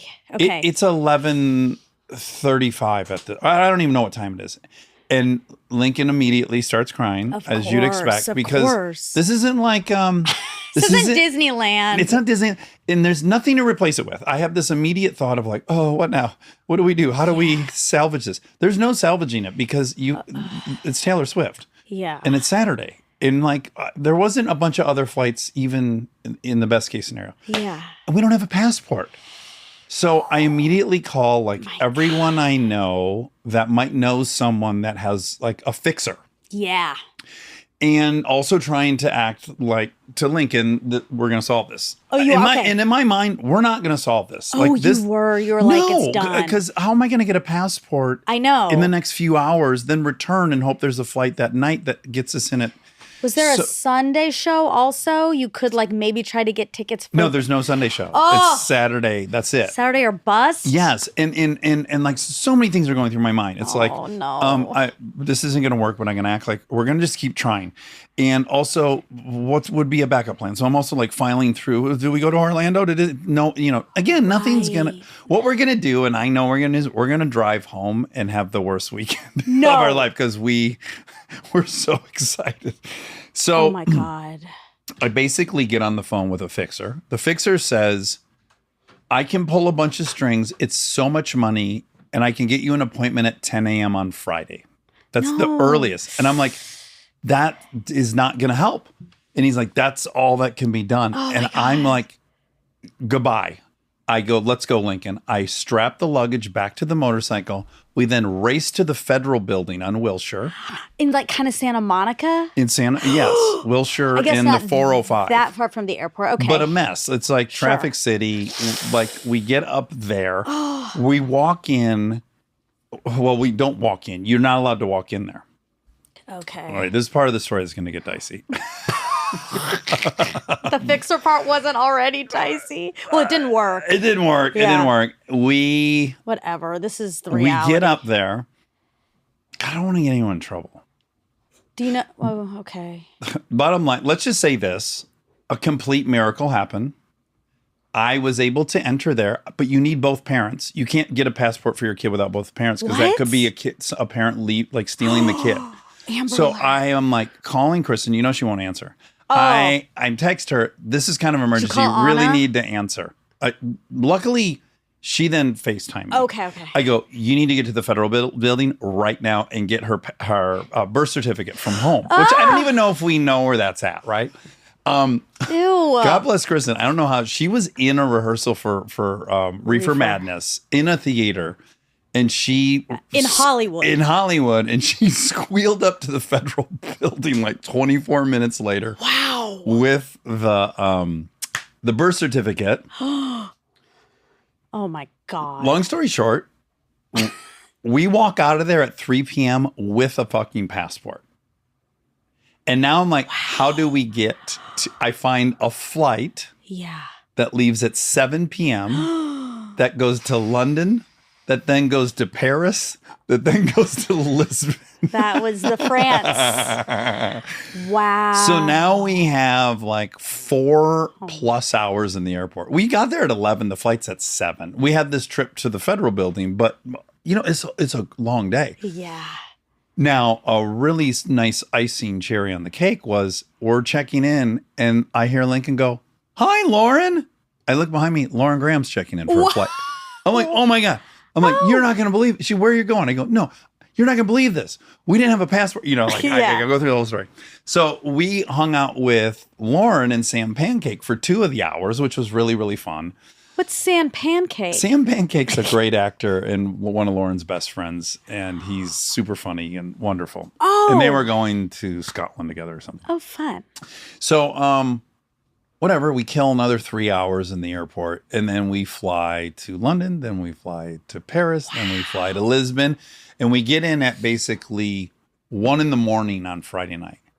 So all told, we only lost 12 hours. Okay, not bad. Not terrible. I mean, I really, up until... Wow. Like when we landed in Lisbon, I've never felt like I pulled off the impossible more than any other moment in my life. Wow. Oh, the stakes were so high. So. Oh my gosh, I'm so glad it worked out. Oh Yikes. my God, no passport. That's You're like so this, sad. Yeah, this is done. Ugh. So then Saturday we're like, are we gonna walk around a bit? But we were fucked from the day before, and also our adrenaline dump for those 3 hours before we got the passport. Riding the motorcycle. How was she during all of this? Well, I'll tell you, she cried intermittently, but she had her shit together, and then when it was time to get on the motorcycle, she was all business. And then when we got to the thing and found out you couldn't go inside that building, she started bawling. Yeah. Kind of the perfect time imaginable. Oh. Yeah, Yes. sure. So, but we were like, you know what? We're not going to be ambitious on Saturday. We woke up, we went down to the pool, we took a swim. The whole hotel is Swifties. Oh, I missed the best part. when we got in at 12:30 or whatever, when we pulled up to our hotel, we found out she was staying at our hotel. No. So Stop. So Lincoln stayed on the balcony of our room waiting for the police motorcade to bring her back, which she saw. So Lincoln was like screaming from the balcony. I'm like, girl, play it cool. You got to play it cool because if we pump into her, you can't be like fucking hollering. No, and of stuff. course she can. Of course she can. No, if we have any shot of getting like invited to lunch with her or something, we got to be like, huge fan, but I'm not going to freak you out. No, Taylor loves kids. I saw a video of her, like, head down, trying to walk out of a building. Everyone's screaming at her. And then there was a little kid, and she turned around and went and hugged the little kid. So you got to use these powers while you can. Okay. I had bigger fantasies. I'm like, You were a long we're going to game. bump into her, and we're going to have lunch with her or something. Oh, my God. This was my fantasy. Anyways, so everyone at the hotel is Swifties. Wow. So it's really fun already. Everyone's like, are you here to see Taylor Swift? So all the little girls are talking, right? And I'm the only dad there, as you would imagine. It's just like a bunch of moms with their daughters. Aww. And I'm at the pool. And then we go to the show. And this is, now listen, we like winks. Okay. I'll let you decide. Oh, no. Oh, God. In fact, I know we're not editing. Yeah, I'm and we're scared. we're a little bit of a time crunch, but I am going to try to quickly just send you one video while I tell you about the show kicks off. You know better than anyone. You've already been. It's incredible, right? I'm in all pink, I should say. I got a full pink outfit so that I'm because you have to go as an album, as you already know. And Lincoln wanted me to go as Lover. Yeah. And so I had a whole outfit. So I was head to toe pink. Okay, I'd see if this video went through. Because to my knowledge, this song has never been played at a Taylor Swift show. Okay, hold. Crank the volume.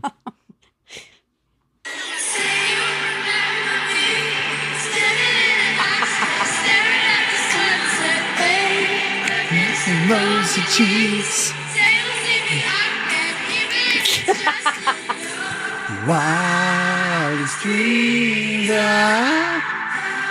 That's my song that she wrote about me. If I need to remind the listeners. You do. He's so tall and handsome as hell. He's so Okay. bad, but he does it so well. When she fucking played Wildest Dreams, I lost my mind. Okay. Because she doesn't play that song. That's what I've been told. Well, that's okay. So I'm not going to look it up because I don't want to destroy my ruin it. fantasy. What was she playing that as one of the secret songs? Because she plays 2 secret songs at each show. Okay. It wasn't acoustic. It was not acoustic. She played a bunch of songs off of the TTPD. Yeah. Department. But Torture she Post also Department. does 2 secret. Rob, can you look up the 2 secret songs from this Portugal show? I'm curious. Oh, okay. Okay, because she also played. So my 3 favorite songs are Wildest Dreams, Lavender. Yeah. Yep. Wait, did she play that when you saw her? Yes, that's on in the set. I mean, okay, I don't know how to And handle then Willow. That's in there too?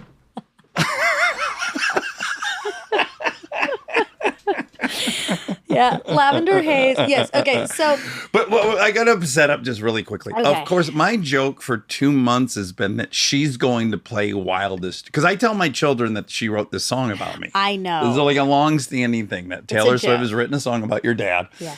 And fucking by God, she pulled that out. And Lincoln was like, she didn't play that in LA. I'm like, duh. Okay, I think that could be true. I don't really and I don't want to. I mean, I don't think. I got. Oh okay. God. This is. I'm joking. No, I'll be very clear right now. yes. I'm joking. But I did let my imagination wander. Of course. And I was like, what if she's a goddamn huge fan of the podcast? I know. Just because she won't do it doesn't mean she's not a huge fan. And I was talking about going to the show, and I've also talked a million times about the songs about me.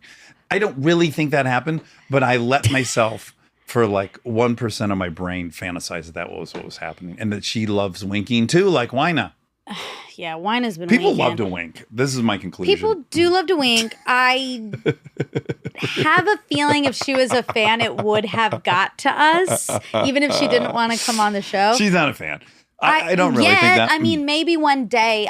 She could be though. Why couldn't she be? We don't hear about everyone that. So often we have a guest come in and they all of a sudden they tell us they love the show and that blows our mind. It's shocking, but I do think she sort of makes it known. Like I think one time she wrote a note to Allison Roman. Okay, that's huge. It is huge, but that's not to say she's writing a note to every single person she likes. That's true. Also, Allison's more of an underdog. She has much more followers than me. Okay. Did you figure it out, Rob? That wasn't one of the surprise songs. Okay. What were they? The Tortured Poets Department, spoken intro, contains elements of Now That We Don't Talk, and You're on Your Own, Kid. Okay. Yeah. Okay, cool. It delivered for me, though. Wasn't it I got those so 3 good? songs. Yes, it's so long. Yeah. It was, I looked, it was, I think 3 hours and 30 or 3 hours and 40 minutes. Yeah. But in reality, it only felt like an hour and 45. And we didn't have seats. We were standing the entire time. Oh, were you on the floor? Yeah. Oh, got it. Yeah. Cool. I exchanged bracelets with people. You did? Yes, of course. Oh. I brought bracelets back for the people that worked at the hotel because they couldn't go to the show. That's nice. Yeah, I got into the spirit of it. It was really fun. Isn't the energy so special? It is. It totally is. I was crying. I didn't cry as much as I thought I might because I was pretty busy dancing. Oh, sure. Yeah. Although I did cry a little bit while I was dancing. Oh, because at one point we were really dancing, Lincoln and I. It was so fun. Oh, that's so fun. So it was. Try not to clear your throat. I normally cut those. Oh, okay. It's going to be hard because I'm a little bit of a mess right now.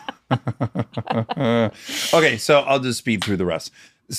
Then Sunday we decided we're going to walk Lisbon, all of Lisbon, which we damn near did. We walked miles and miles and miles and miles. We took a tuk-tuk ride. Oh, ding, ding, ding. Did a tuk-tuk tour of the city and then had them drop us at this big castle. And then I said to Lincoln was all over the map. She's just like me. She's such a control freak. And I said to her, I'm going to ask you to really roll the dice and trust that I can walk from this castle back to our hotel. And I'm not going to look at the map or anything. Wow. And it was all twisty, crazy, Portuguese, Lisbonese streets. Mm-hmm. And I walked us straight to the hotel. Wow. And she declared, I'm going to trust you now for your directions forever. I'm sure that'll change. That's good. On the next trip. But it was great. It was such a Medal of Honor, Valor.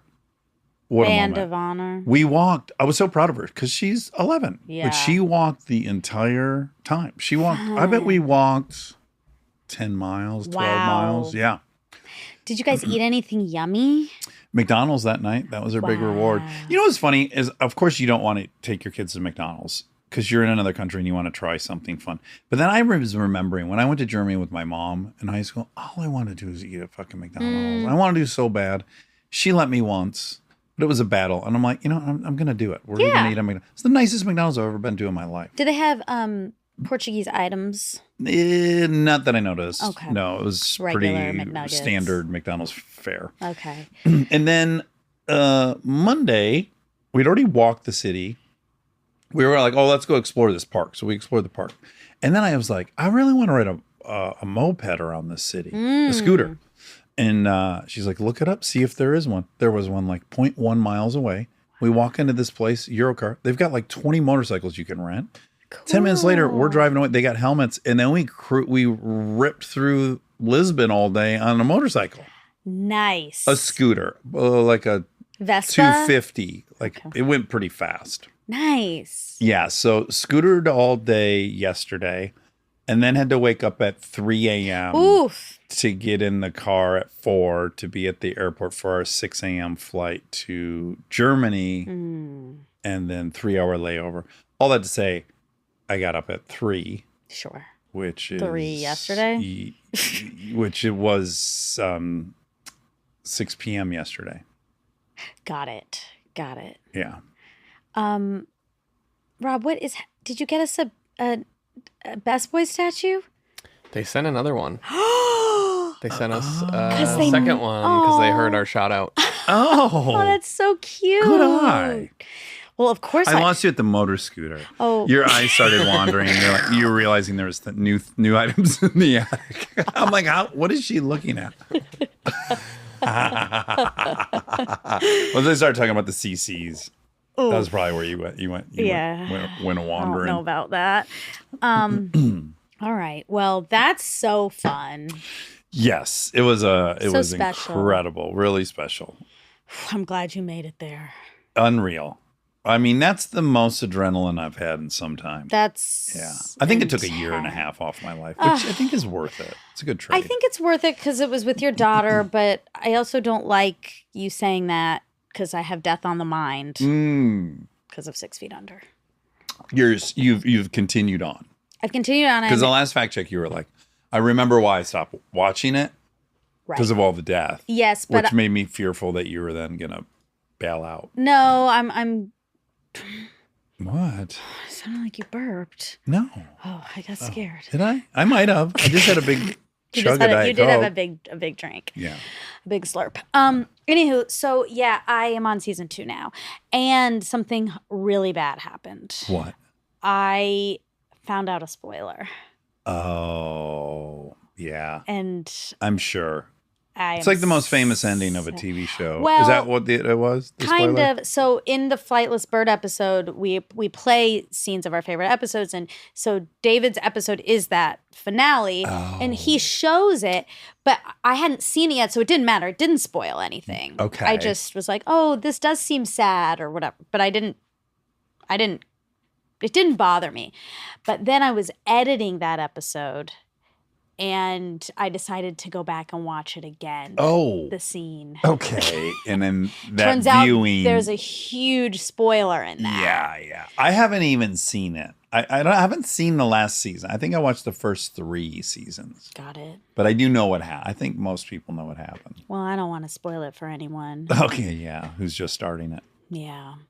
So that was sad.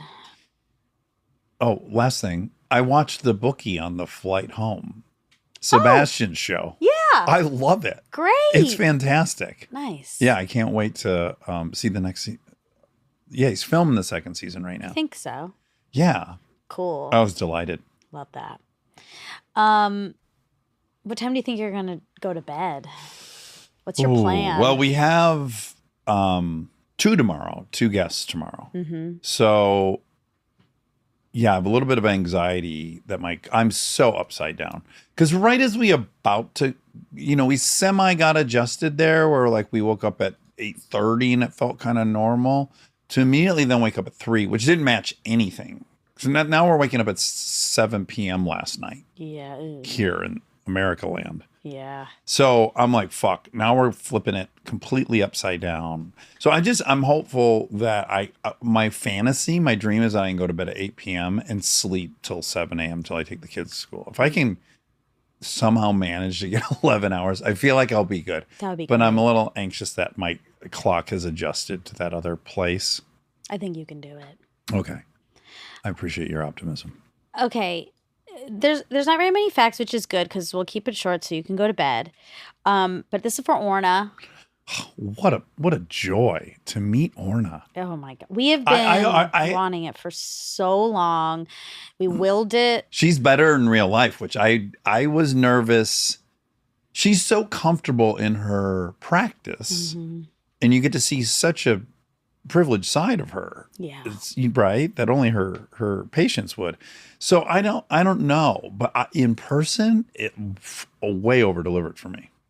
Do you want to know a BTS that you might not know, or maybe I told you? Oh no, yeah, tell me. I almost started crying in the beginning of that episode when we were talking about The sidewalk. the sidewalk. Because that was also the day. It was you found out some bad news that day. the day before. Yeah. The day before, right. Is coming up on another episode. Yeah. Listeners will hear more about that on another episode. Right. So there's a lot happening. I was just like, I was not doing great that day. I was a little like anything could cause tears. And then So when you were editing, did you start crying? no, because I'm better now. Yeah. I think I've had the experience though where I was watching myself in Parenthood in a scene that I was sad in, and I got sad hearing myself sad. Like I mirror neuroned myself. That's interesting. I mean, okay, so when I was editing it back, of course, everyone's just being so playful. It's fun. It's totally fun and fine. And of course, no one knows that I'm feeling fragile. Right. I had no clue. Right. And obviously she doesn't. And I didn't feel like I should start with that energy. You would have felt a little unprofessional. Yes, exactly. So what I really didn't want to do is cry and then make her feel bad that she had like contributed to me crying. Yes, as the guest. I'm trying to imagine if I came onto any kind of show and one of the hosts started crying right at the beginning because of me. That'd be hard to recover from. I know. I'd feel really guilty. Well, good thing I didn't do it. Yeah, good job. I'm going to applaud. Generally, you should express your feelings, but I'm really glad you didn't. Because that's too much if you make the host cry. I mean, I would have pivoted smartly and made it about only you. Right? Like that I was But just she would have known she had the same opinion as me, so. And it wasn't the opinion. I mean, it was the opinion, of course, but it was that I don't think you could have soft pedaled your way out of that. If you started crying right after she said something, and you go, no, it's about him. If anyone could have handled it, it would have been her. Well, exactly. Well, true. That is, I did She's contemplate, unflappable. like, I mean, she's a therapist. Free like, session. Exactly. We've done that to other therapists. Yeah, we have. Wendy. It's gone great. Yeah, I like it. Me too. I kind of want Wander to get into that a little bit. I know. But I think that's why, because she started it just fun as a guest, not as a therapist, which is correct, right? Yes. And I think I was expecting a therapist. And then I felt a little combined attack a little bit. And I wasn't in the headspace for that. Right. It was a big moment. That's BTS. Memorable. I don't think if you go back and listen, I don't think you'll hear it. I think I do a good job. Okay, great. And you didn't, to answer the question, you didn't go like, okay, now I'm going to let this out as you were editing. No. You didn't get taken back to that I feeling. didn't, but I did feel like, God, they really are ganging up. So, anywho, that's that. Okay, so you said polyandry. And then she corrected me. Well, she kind of laughed. And then you said, oh, yeah, polyandry is just when a woman has more than one husband. Right. And that's right. Right. Yeah. There was only one example of that in anthropology. And I want to say it was in the Andes or the Himalayas. It was some really high up, snowy, high elevation place where that was the system that made the most sense. Because they needed more men to keep them warm. Well, in a pile. I guess I can't remember the details of why that environment demanded that arrangement. Sure. But anyways, there was a group had an ethnography done on them that was. Yeah.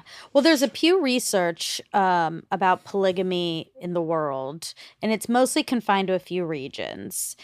Only about 2% of the global population lives in polygamous households.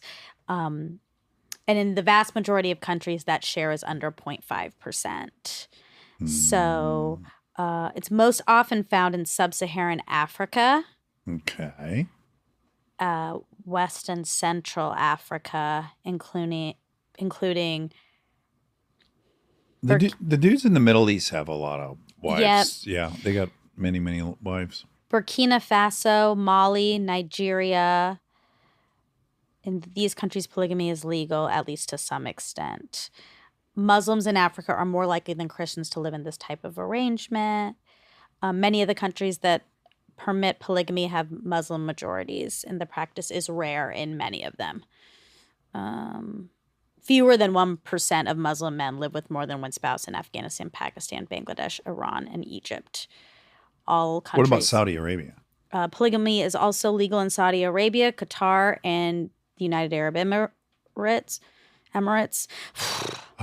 UAE. No edits, so I get nervous.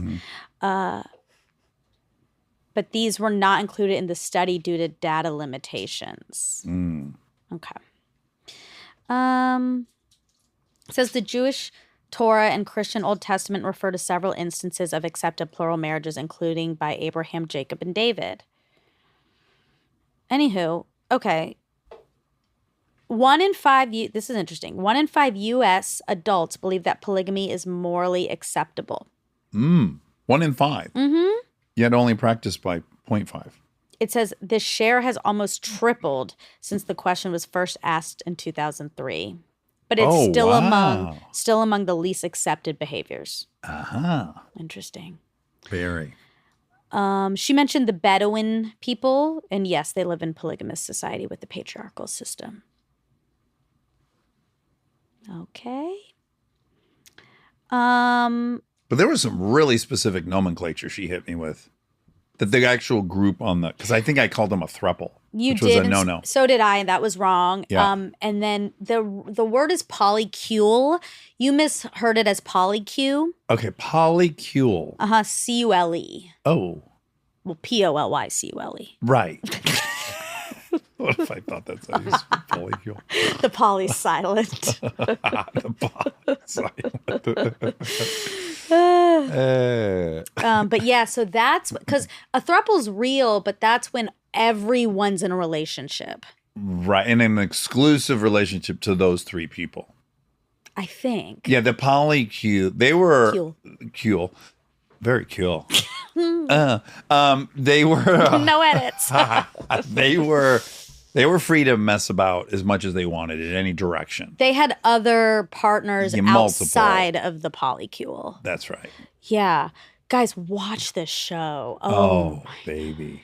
Oh my God. What a season. Seriously.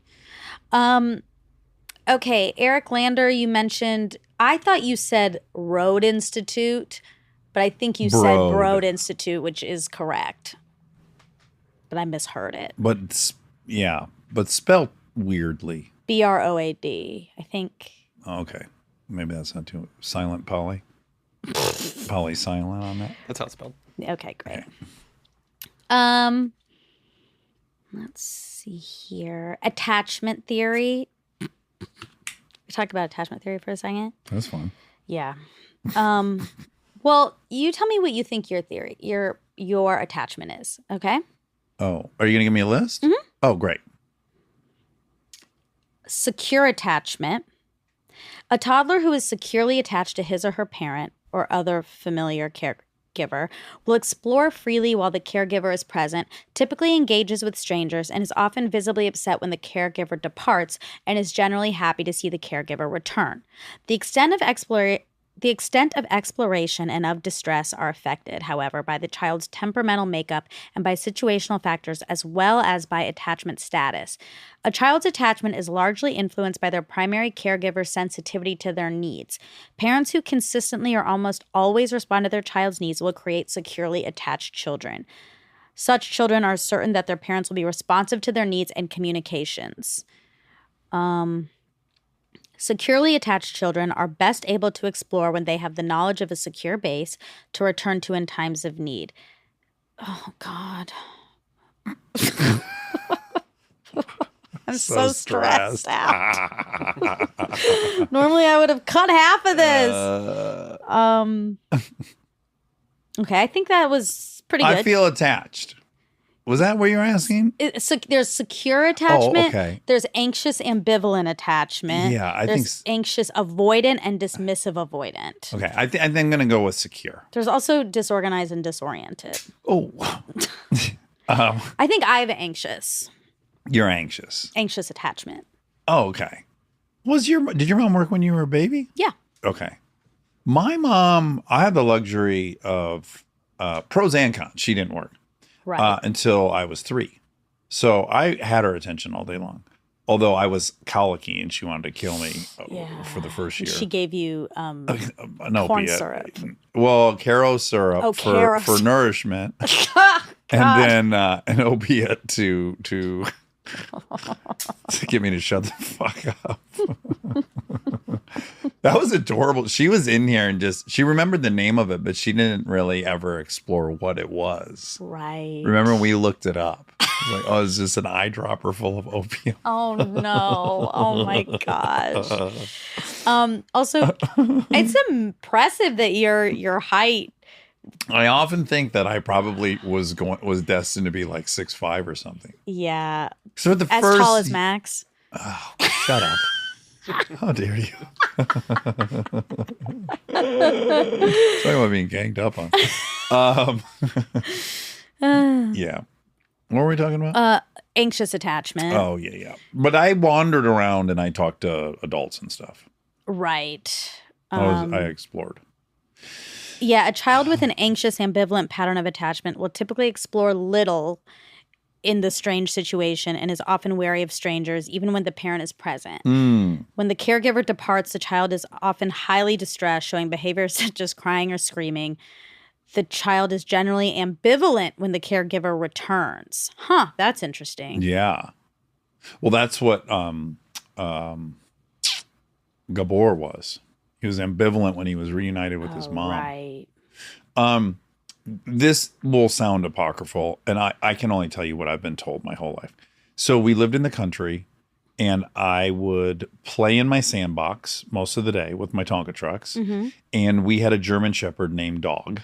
Oh. Which you've heard this. It was our neighbor's dog, and then we ended up, he slept at our house. He would only go home to eat, and finally they brought the dog dish over. And we always called him Dog because we didn't know his real name. Oh, I didn't know that. Just be like, Dog was here. Best dog we ever had, German Shepherd. So he would stay out there in the sandbox with me while I played, and my mom would do chores around the house, and she looked out the window, and I was not in the sandbox. So she went out in the backyard, and I was not in the backyard. Oh my God, Dog ate you. And the driveway was very long. Like, it had to be 1/8 of a mile long. It was in the country, and we shared a driveway with a couple other people. Little dirt driveway. And my mom's like looking all through the backyard, and she hears honking, tons of honking. Oh no. And she runs in the front, and she just follows all this honking. She runs down the driveway, and I am in the middle. Oh, oddly, it's actually called Middle Road. We lived off of Middle Road. I am in the center of Middle Road. There's a bunch of traffic backed up in both directions, and Dog is with me. I'm playing with a Tonka truck in the road. Yes, and anytime someone tries to get out of their car to help the baby out of the street, Dog goes bananas and chases them back to their car. And then just goes around in a circle of me. And then my mom comes out there and picks me up. How old and takes were you? Me 2. Oh no. That's so scary. Oh. Should you imagine fucking losing your kid in the country? We lived in the country. And then finding them in the middle of the road. Your worst nightmare.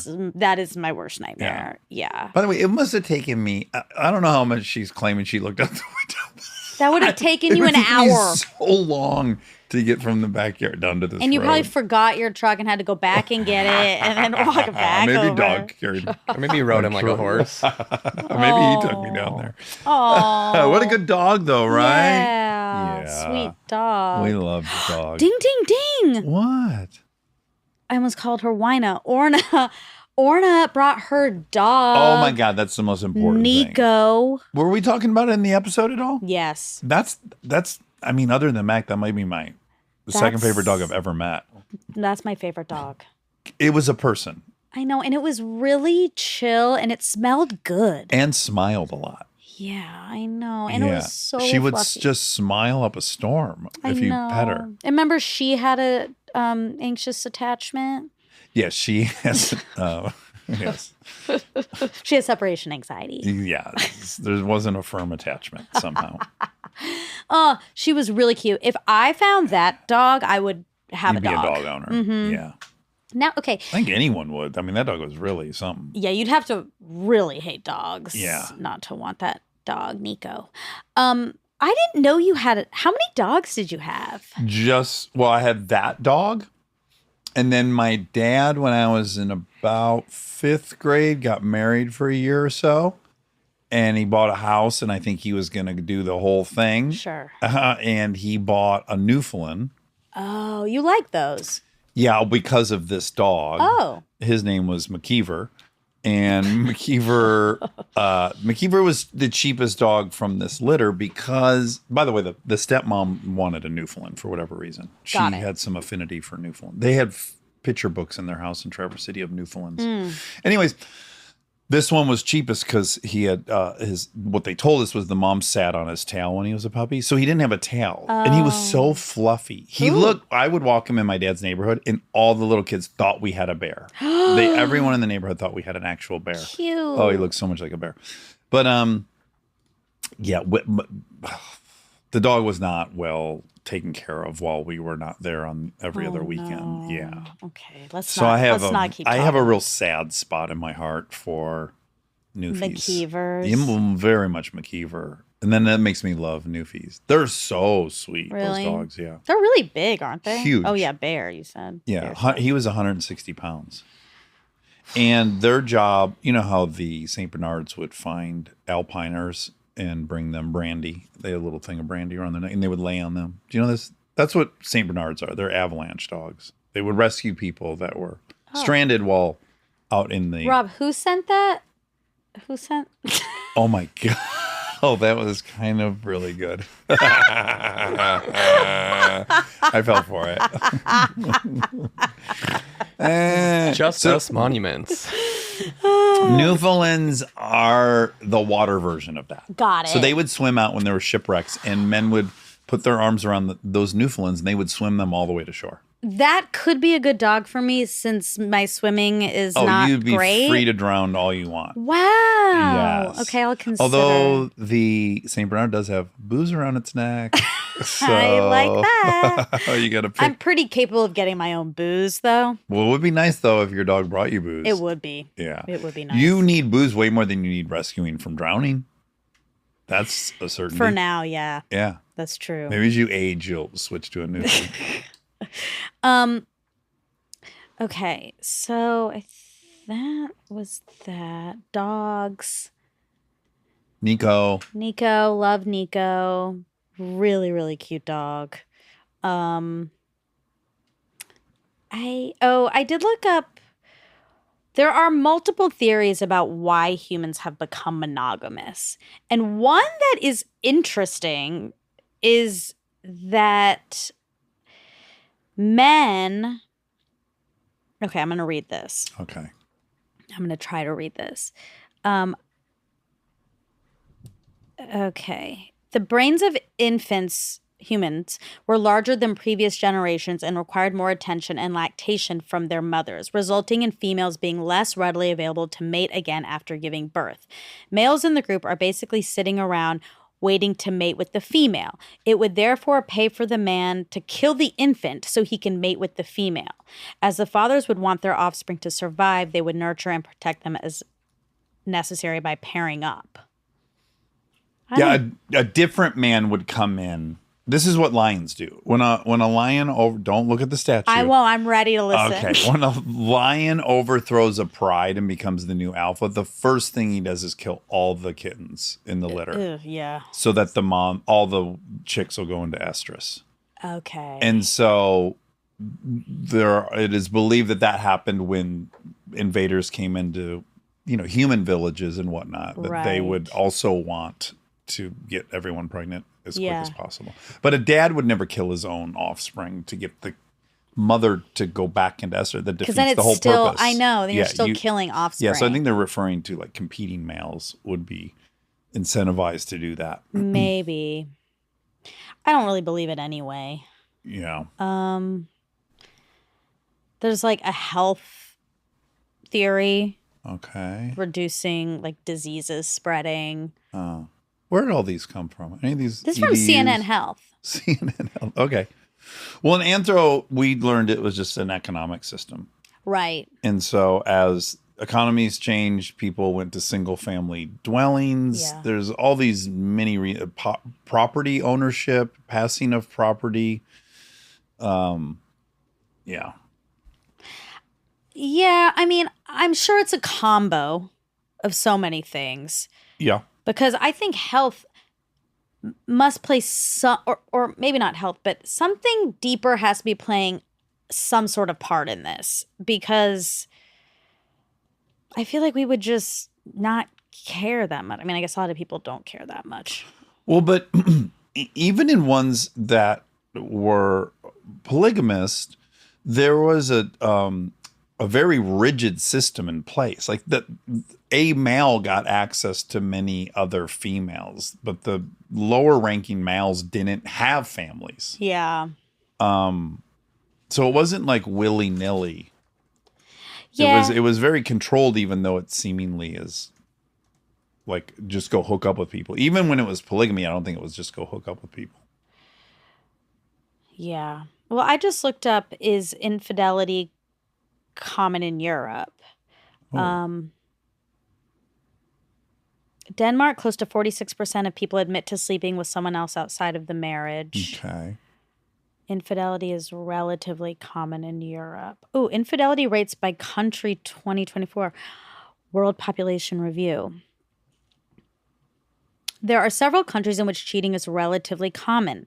Thailand is an outlier, but it is also at the top of the list. More than half of the people in Thailand who are married admit to committing infidelity at least once during the course of their marriage. Of the week. It sounded like you said they're weak, but I might have. oh God. Okay, then infidelity is relatively common in Europe. In some situations, there might be relationships where people are allowed to sleep with other people outside of the marriage. In Denmark, close to 46%, when I said. Germany and Italy are not far behind, where 45% of people who are married in both of these countries admit to committing infidelity. Belgium, Norway, and France also have infidelity rates that are 40% or higher. Interesting. Is the US of A on that list? The U.S. I feel like you'd have a hard time getting people to admit to that here. Yeah. Exactly, which Yeah. is why I think, half of people. I think that's still roughly what happens here. yeah. I just don't know if I would believe that people would admit to it here.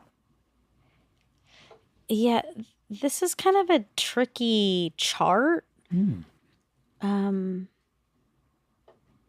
Let's see. U.S. World Health and Report. Is that what you said it was? It's worldpopulationreview.com. Oh, okay. Worldpopulationreview.com. Greenland has the lowest reported infidelity rate. Well, there's nobody there to cheat with. What says spouses are most likely to cheat with a friend? Oh, okay. Oh, yeah. Anywho, Oh, there was one. Sorry. yeah, guys. Shit. There's been a lot. That's kind of it. All right. I'm well, glad- Orna wasn't dropping tons of stats on us. No, of course No, not. she was dropping her Knowledge. unique, dialed in. God, she's so cool. She's so cool. God, is she cool? She looked really cool. I know. She didn't give a fuck about approval. No, seemingly not. But also seemed fun. I know. I really got a hunch like, oh, yeah, she'd be a fun person to have dinner with. Do you want to know something since you've been gone? Yeah. I've had a chicken burrito from Erewhon every day. Oh, by the way, your skin looks great. Oh my gosh, my skin has pretty much fully peeled. You're completely molted. I've molted. Yeah. Do you feel baby-like? Yeah, parts feel baby-like. Remember, it was Okay. only some parts of the face. We're going to be baby-like? I kind of wish we had just done the whole face. Yeah. You went through the torture of it all. Yeah, Why not do the whole thing? I agree. But I might, now that I like it, Yeah. I'm nervous I'm going to get a little addicted to it. Oh, how often can you do it? I'm not what will so the, sure. What will the dermis tolerate? I don't know, but I kind of want to find out. Oh, wow. Yeah. Okay. So You got to really get our guest schedule ironed out before you commit to these. I know. Tell me about it. But maybe I won't care. Like it'll become such an obsession. But you were telling me about what your diet was. You ate a bunch of what? Oh, Erewhon chicken burritos. Oh, really? What are those? 30, 40 bucks? They're $20. Oh, my God. I know. That place. I was not. I would have probably cut that. Oh, yeah. Dax! Sorry, I forgot to not ask you anything like that. Okay, you know what else we did? We were all hanging out on this weekend, friends. And I told Eric that, and he said, how much are those smoothies again? Like some of the smoothies there are insanely expensive. Yeah, I don't want to misrepresent the place, but I do think I had a friend that was telling me he was going there and getting these $36. If you get the add-ons going and stuff. Exactly. So that's what we were testing, just based on Postmates. Like maybe if you go there, you could do even more damage. But we picked the most expensive smoothie, which was like $26.50, I think. Wow. And Base. Then, base. Okay. And then we did a whole bunch of add-ons, and I think we got it to $45. Yeah. Yeah. Okay, great. Then my claim wasn't. I didn't completely order off. it to be clear. Yeah. I just wanted to see. But the chicken burrito's so good. Is it? Yes, and it has a cilantro rice and the perfect amount of cheese. And it is a soft spinach tortilla. It's so You want one good. right now, I can tell. I already had one today. Oh, you did? Yeah. Have you had 2 in one day yet? No. Okay. Well, today might be that day. Maybe. All right. I love you. Welcome back. Thank you. Great to see you. You too. What's funny is it only feels like 5 days since you saw me, but it feels like 3.5 weeks. You know when you have those trips? Yeah. It feels like I haven't seen you in a long time. Okay, right. But the passport fiasco? Oh, yeah. That was like 2 weeks ago for us. Yes, That was- totally. Yeah, so long ago. You crammed in so much. All right. All right. Love you. Love you.